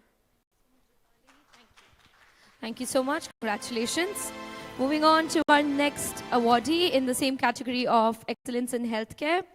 Allow me to please welcome Mr. Prakash Perumal with a round of applause. He is Chief Technology Officer at Radin Health as well, leading the design of advanced RIS and PACs systems with expertise in cloud infrastructure, large-scale system integration. He has spearheaded multiple digital transformations, projects across radiology networks in the US and India. Congratulations to Pali and Prakash.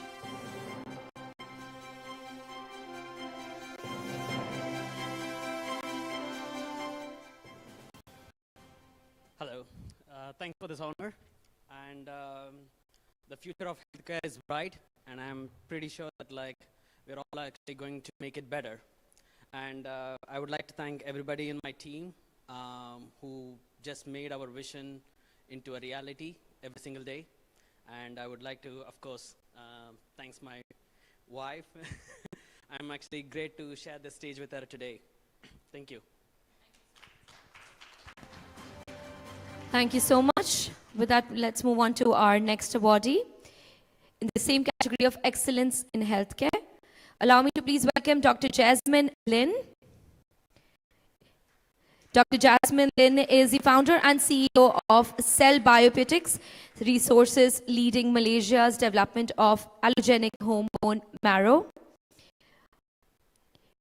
She was the first one to earn a PhD in stem cell and tissue engineering from UKM, and she also serves on the Malaysians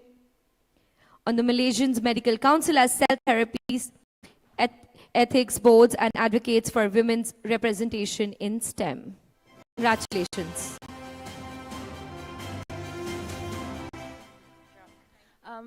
Thank you so much to Health 2.0.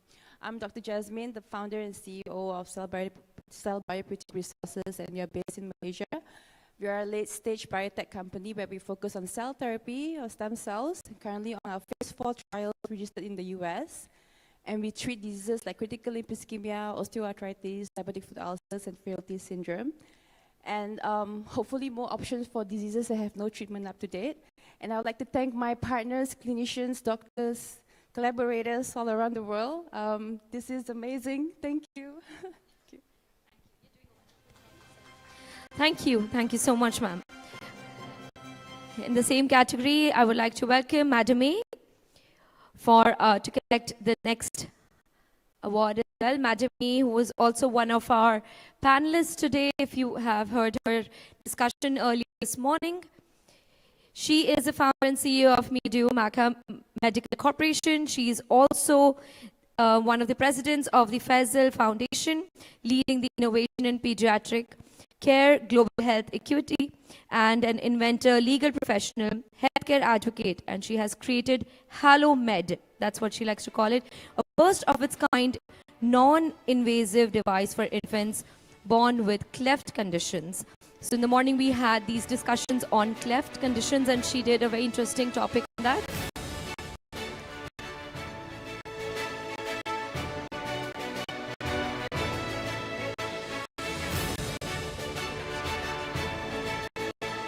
Thank you, 2.0 conference for this award.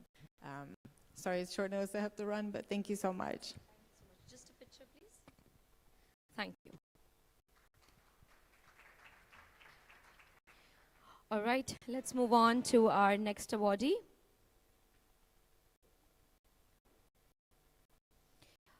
To welcome Dr. Abdullah Hasapir in the same category of excellence in healthcare.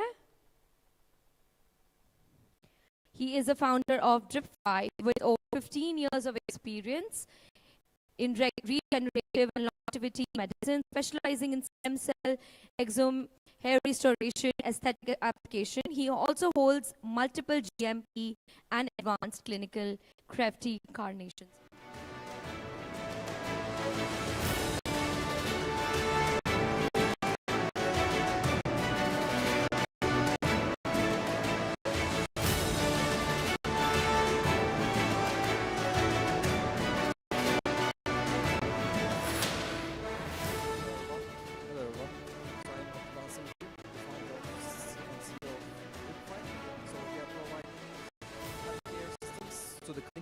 direct to consumers. Tomorrow we will have a session with Dr. Elton, and I hope you will enjoy it also. Direct to consumer metabolic tests, metabolome tests, and exosomes and stem cells and peptides. So we are giving also service as a software to the clinics. So tomorrow we will discuss more precisely. See you tomorrow then. Thank you very much. Thank you so much, sir. Moving on to our next awardee, category is, of course, in the excellence in healthcare. I'd like to welcome Arsha. Allow me to please welcome him with a round of applause. Adarsha is the founder and CEO of IUSync AI, a pioneering health tech company transforming preventive healthcare through connected devices and AI. Under his leadership, IUSync built India's first clinically validated digital stethoscope ecosystem, enabling early detection of heart and lung diseases across thousands of clinics. Congratulations on that, sir. I thank the organizers, Health 2.0, my team, my family members, as well as finally thank God. Thank you so much. Next one in the same category is Dr. Ahmed Abulgeet. Let's welcome him with a round of applause as well. Dr. Ahmed is a consultant forensic psychiatrist and clinical director of the Forensic Mental Health Services at Hamad Medical Corporation and founder of Medlex Psychiatry Solutions. He led the development of Qatar's forensic mental health services. Fantastic.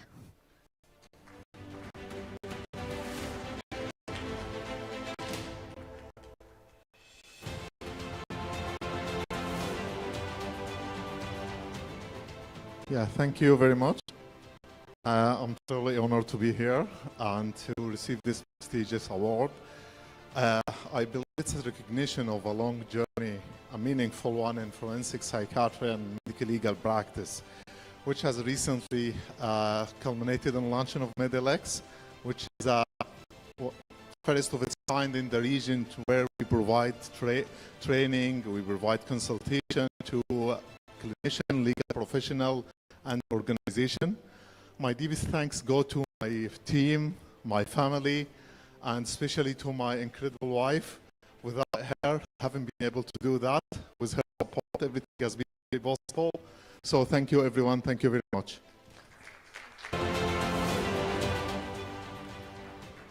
A next award in the same category is Engineer Ahmed Al Nagar.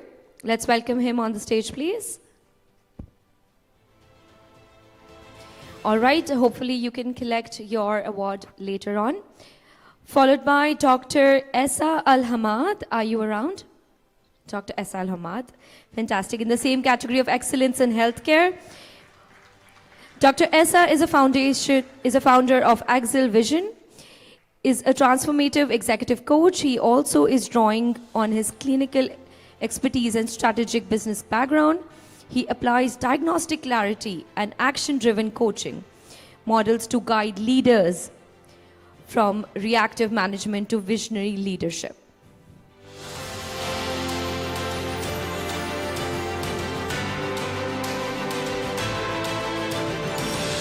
Thank you, Dr. Essa. Thank you so much. I really, truly feel honored and feel confident to be a part of this exceptional event in front of different expertise from global, from different culture and insights. Thank you so much. A big thanks for my parents and my wife, and all support from other family, and especially from close friends. I will say thank you to my coach, Rajai, and thank you for my business mentor, Dr. Arshad Ali. Thank you so much, and it's my pleasure to be a part of this exceptional event. Thank you. Thank you so much once again. And next one in the same category goes to Dr. Alexander Filipovic. Can we please have... So she was just on our last discussion right now. She is a Chief Medical Officer at Caleb Oncology and founder of the HEAL Clinic, previously held key roles at Bristol Myers Squibb, AstraZeneca, and Pure Tech Health.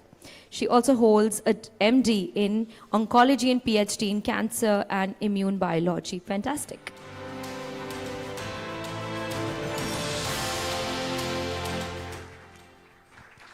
Thank you so much for this amazing and humbling recognition. I would like to dedicate this award to the patients. Thank you. I consider it my calling, my joy, passion, purpose, and also duty to show up for you every single day as a scientist, an innovator, a doctor, but first and foremost, as a fellow human. In every single clinic, I am inspired and humbled by your courage, by your vulnerability, by your resilience, even by your sense of humor amidst the hardest of life challenges. You are the ones that redefine the priorities in life, and it is a privilege to be your partner in every single one of your healing journeys.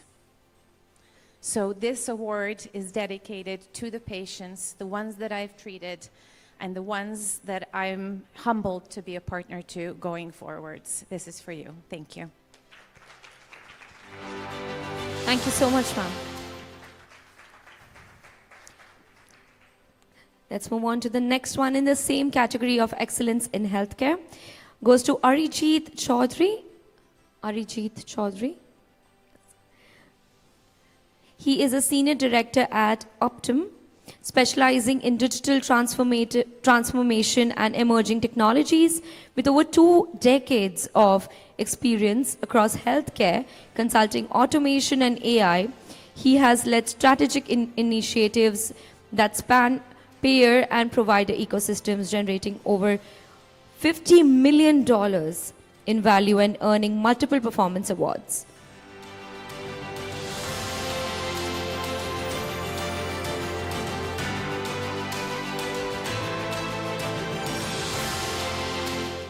Thank you so much. Thank you, Health 2.0. It's a pleasure, the last 2 days, sharing the same platform and the same floor with such amazing leaders and such amazing people who are driving healthcare for the future. So it's just been an honor to learn everything. I would like to also thank my wife and my 2 girls. They have been just traveling around the world with me. Wherever I go, they've just been kind of following around. And it's not been easy for them, but they have just done it with a smile. And this won't have happened without their support. And lastly, though it's my name out here, but I want to really say that this belongs to the entire Optum Advisory Consulting team. Without them, this won't have been possible. So thank you, everyone. Thank you so much. All right, moving on to the next awardee in the same category. We'd like to call upon Mr. Damon Malka. Damon Malka, are you around? All right, no worries. We will allow you to collect your award hopefully tomorrow if you're there with us. Moving on to, I'd like to call upon Dr. Raymond Sandoval. He was also one of our keynote speaker and our last one to be on the stage as a speaker discussing great topics on oncology. And he is a chief medical officer and director at Ultimate.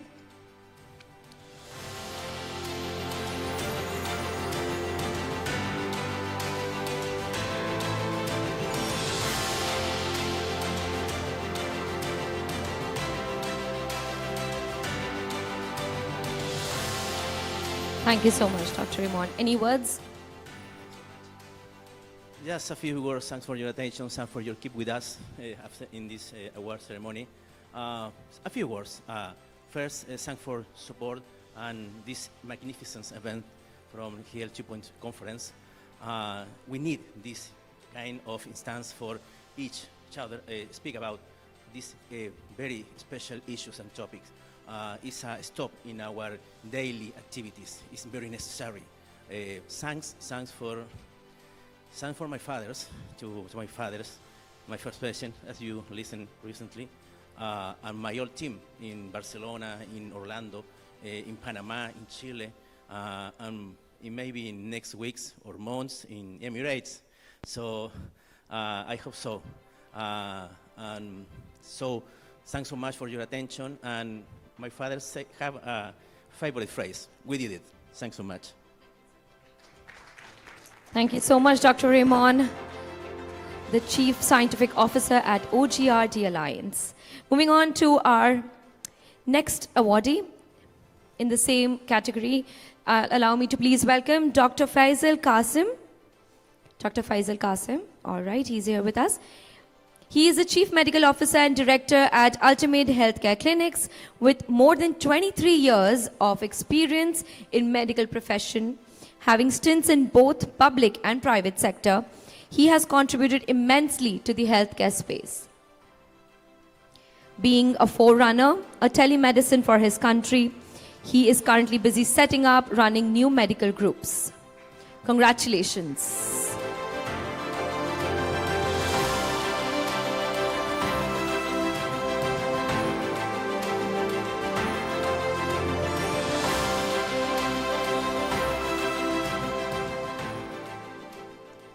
Thank you, everybody, and thank you, Health 2.0, for the award.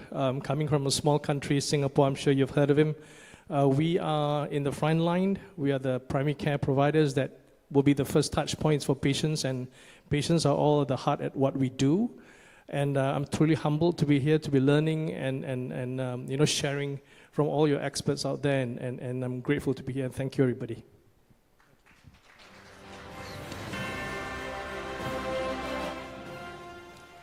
Next awardee in the same category, I'd like to welcome Dr. Gianfranco on the stage, please. Dr. Gianfranco.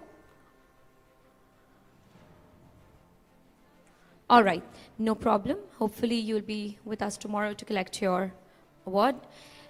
Next one is Joseph Larashi in the category of Visionaries Award. So he's a managing director at Akron Medical, drawing on his tenure as a senior director at HCL Tech, where he led groundbreaking digital transformations in AI and setting new industry benchmarks.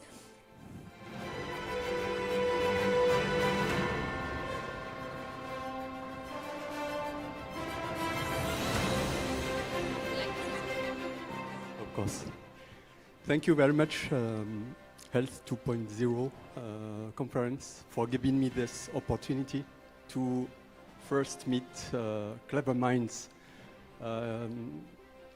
contributing to make a better health for the patients. And also I want to thank my family, my wife, and my kids who have been supporting me during this journey. And thank you to all of you. Thank you. Thank you so much. The next one joining us on the stage in the category of Excellence in Healthcare goes to Kumar Pal Shah. Are you around, sir? All right. The next one is Dr. Najee Al Sayed. Najee Al Sayed, yes. He's a global therapeutic area head at A. Mariani, where he drives strategy and oversees global implementation. He is also a global pharmaceutical leader with over 25 years of experience spanning drug development, medical affairs, and commercializing across multiple major therapeutic areas.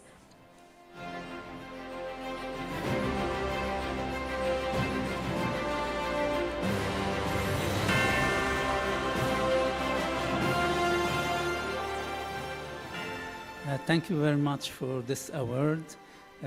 Thanks for the organizers, and I certainly would like to share this with my colleagues and the companies where I worked, and currently with Menarini Group.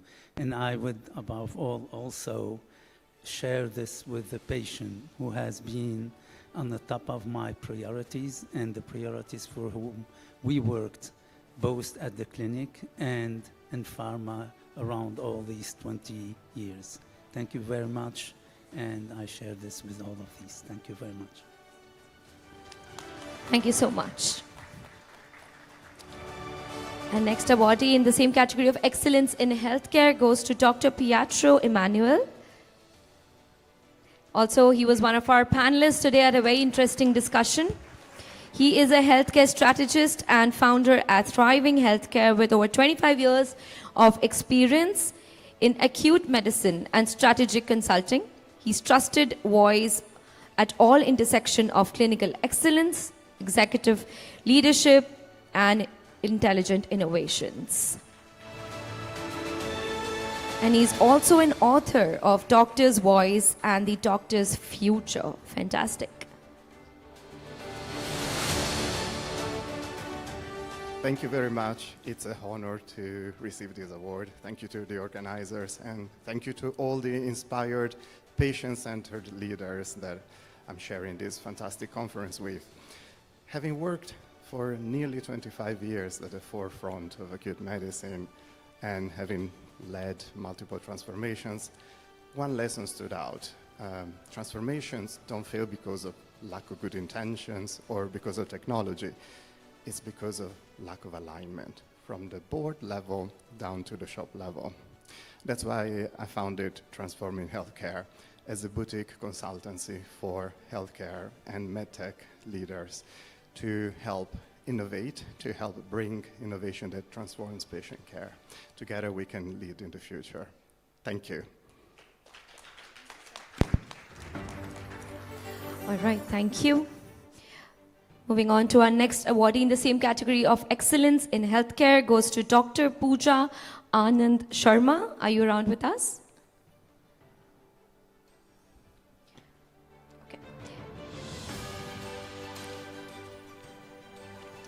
All right, that takes us to the next awardee, Dr. Roxanne Matisha. Are you around? Roxana Matisha. Moving on to the next one is Dr. Sarah Laudan. Are you here with us? Shanila Chaudhary, you are here with us. I see you right here. Our next awardee is Shanila Chaudhary. I would like to welcome her with a round of applause. She was at a very great discussion talking about women, pain, healthcare, and much more in the category of healthcare, of course. She is a CEO and holistic fertility expert of Holistic Pin Cups. She is an award-winning holistic fertility expert and international motivational speaker dedicated to helping women conceive naturally to optimize fertility. She has created a 3 B's for baby protocol. That's brain, body, believe. Thank you so much, ma'am. You would like to say something? So how does this go? I'd like to thank myself, me, and I.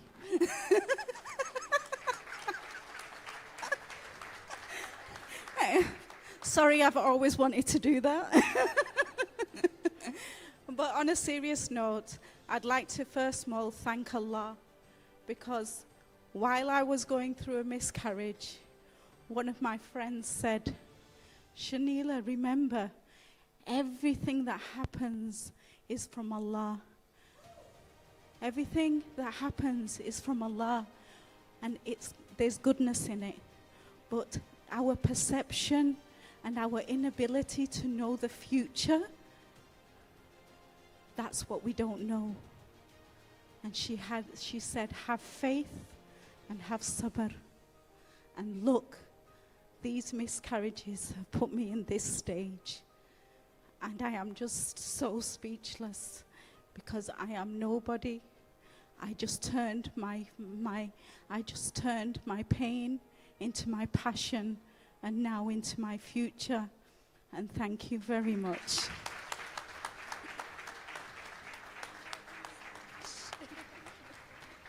Thank you so much. I happen to tell her that she leaves an impact on people, and I have tears in my eyes. Thank you, ma'am. Moving on to our next awardee is Dr. Stravani Behera. Are you here? Dr. Stravani Behera was also one of our panelists doing a very great discussion. She is a specialist psychiatrist at Winster Medical Center and American Wellness Center. She's highly skilled in managing complex psychiatric and neurodevelopment cases. She also talks about autism spectrum disorder and ADHD.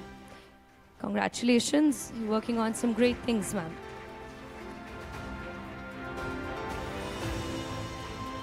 Thank you so much. I'm truly honored to receive this Healthcare Excellency Award. Thank you, Health 2.0, for this global recognition.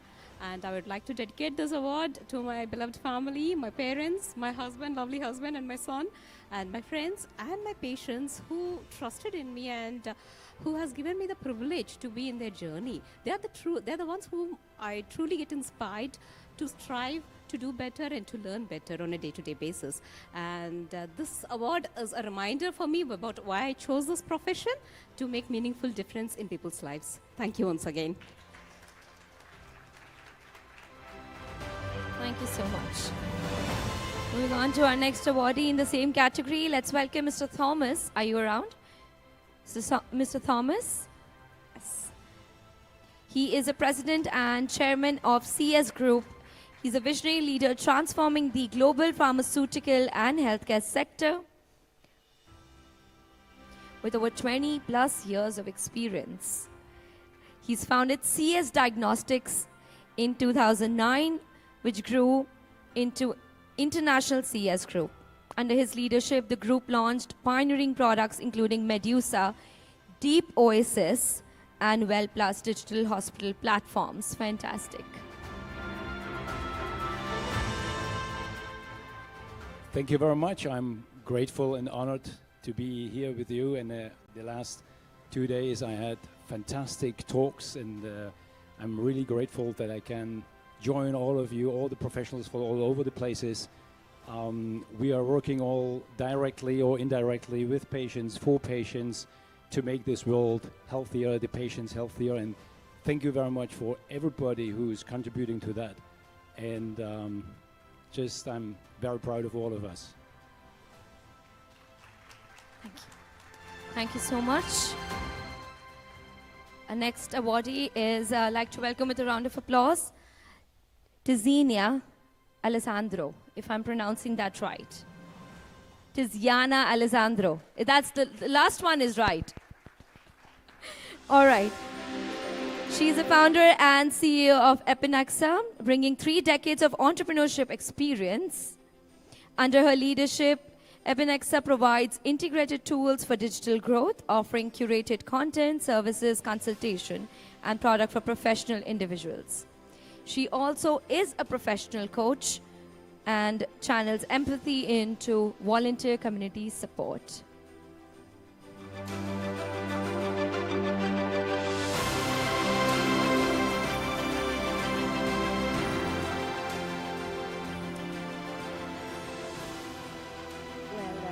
Thank you, Health 2.0.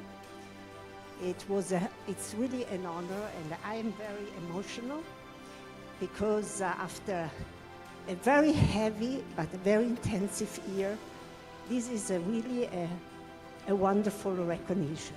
So I want to thank God. I want to thank my father. I want to thank my team and all of you, all your efforts to make this world better. We need to unify. We need to go out of our ego and to be humble and to get together. This is the time. We must not miss this time. So thank you again. Thank you. Thank you so much. Before I come to the end, and we still have few awardees left, don't forget to stay back for a group picture with all the awardees.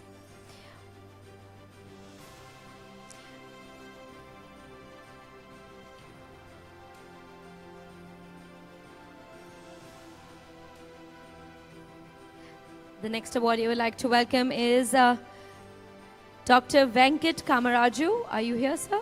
Yes. He was also one of our panelists doing a great discussion. And he is a distinguished corporate wellness speaker and holistic health consultant. He holds a PhD in nutrition dietetics and multiple certification in nutrition, yoga, and mental health. He's also a board certified health coach with American Association of Drugless Practitioners.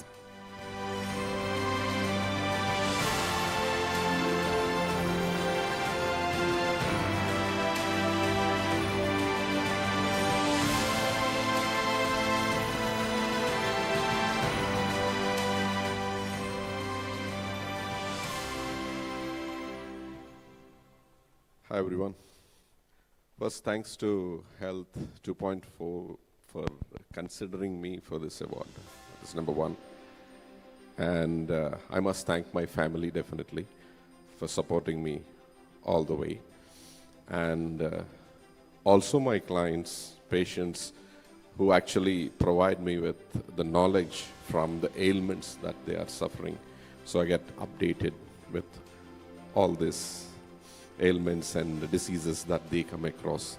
That is one thing. And last but not least, thanks to all the participants, audience, for listening to us or listening to me. Above all, I must thank the Almighty for giving this life. Thank you all. Thank you so much.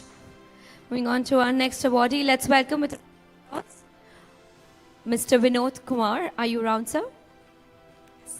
He is the founder and CEO of Gravitia Oasis Review Solutions, a leading provider of home health coding and QA services. Under his leadership, Gravitia has successfully partnered with US agencies to enhance documentation accuracy, improve star ratings, streamline workflows, and driving significant performance improvements through process optimization.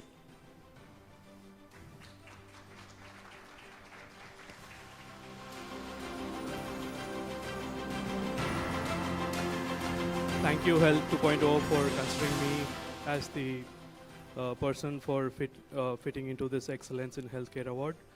I would like to thank my team, the good and bad, who made me a better founder, a better CEO. And I would like to thank my business mentor, Claudia, who always on top of me, guides me through every situation. So thanks everyone and have a wonderful day. Congratulations to all fellow awardee winners. Thank you so much. And we still have 10 awardees left. I apologize for dealing this for so long. When I say 10, I mean you can remove the 0, only 1 is left. All right? Okay, let's do this. We are with the last awardee. Let's welcome with a round of applause and with full energy, hopefully he's around, Young Min Kim. Are you there? Yes. So, she is the regional president of JPAG and Bayada Home Healthcare with over 25 years of experience. She focuses on creating human-centered care through digital transformation, grounded in business and digital innovation.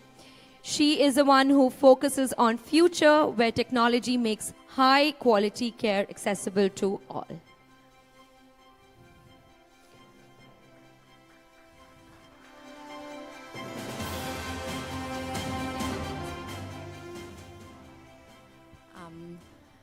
I'm very deeply honored to receive this award for doing what I love with the people I love. So I will, moving forward, I will continue my work under the value, compassion, excellence, and reliability under the Bayada way. So to build a better healthcare environment, ensuring care continuum for patients from hospital to the community and their home. So with the, I think it is possible through the highly qualified and sustainable data strategy and technology. So, and then I thank God and also thank you all of your sites. Thank you.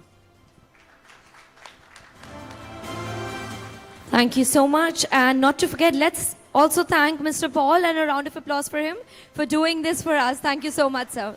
Thank you so much. Thank you so much. Thank you. Thank you so much. I request all the awardees to please come ahead next to the stage area so we can get a nice picture for all of you. I would like to congratulate to all honorees. Your dedication and hard work is truly commendable, and we wish you the best of luck as you continue this remarkable journey of serving the community back.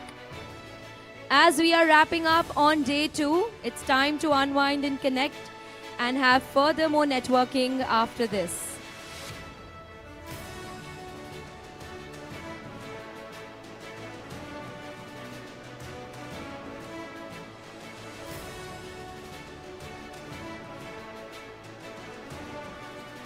Whoever is available, please join us with your awards.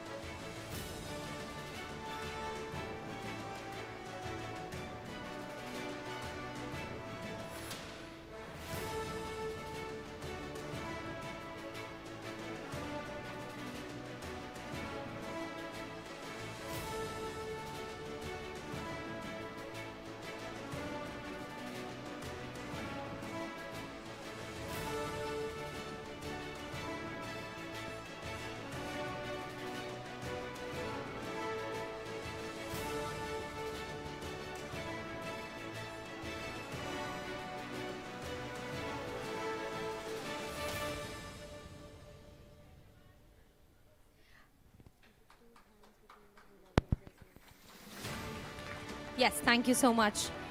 Also, not to forget, I would also like to appreciate Aarti and Harshita, the two hands behind creating and bringing you all together to this room all the time. And Aarti, can we have you here next to the stage, please? So that's Aarti for you. If you want to spot her for anything tomorrow also and further inquiries, you can do that. And that's Harshita for you. If any inquiries or anything you have for tomorrow. So these are the two ladies behind who it would be incomplete. Thank you so much.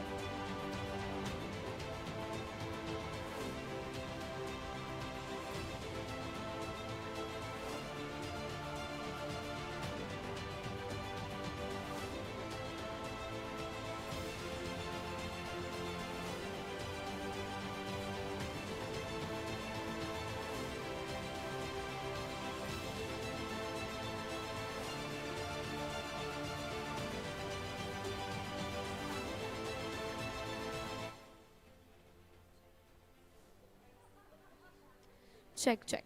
All right, whoever is around the room, please come up. Let's get a picture. Everyone, everyone.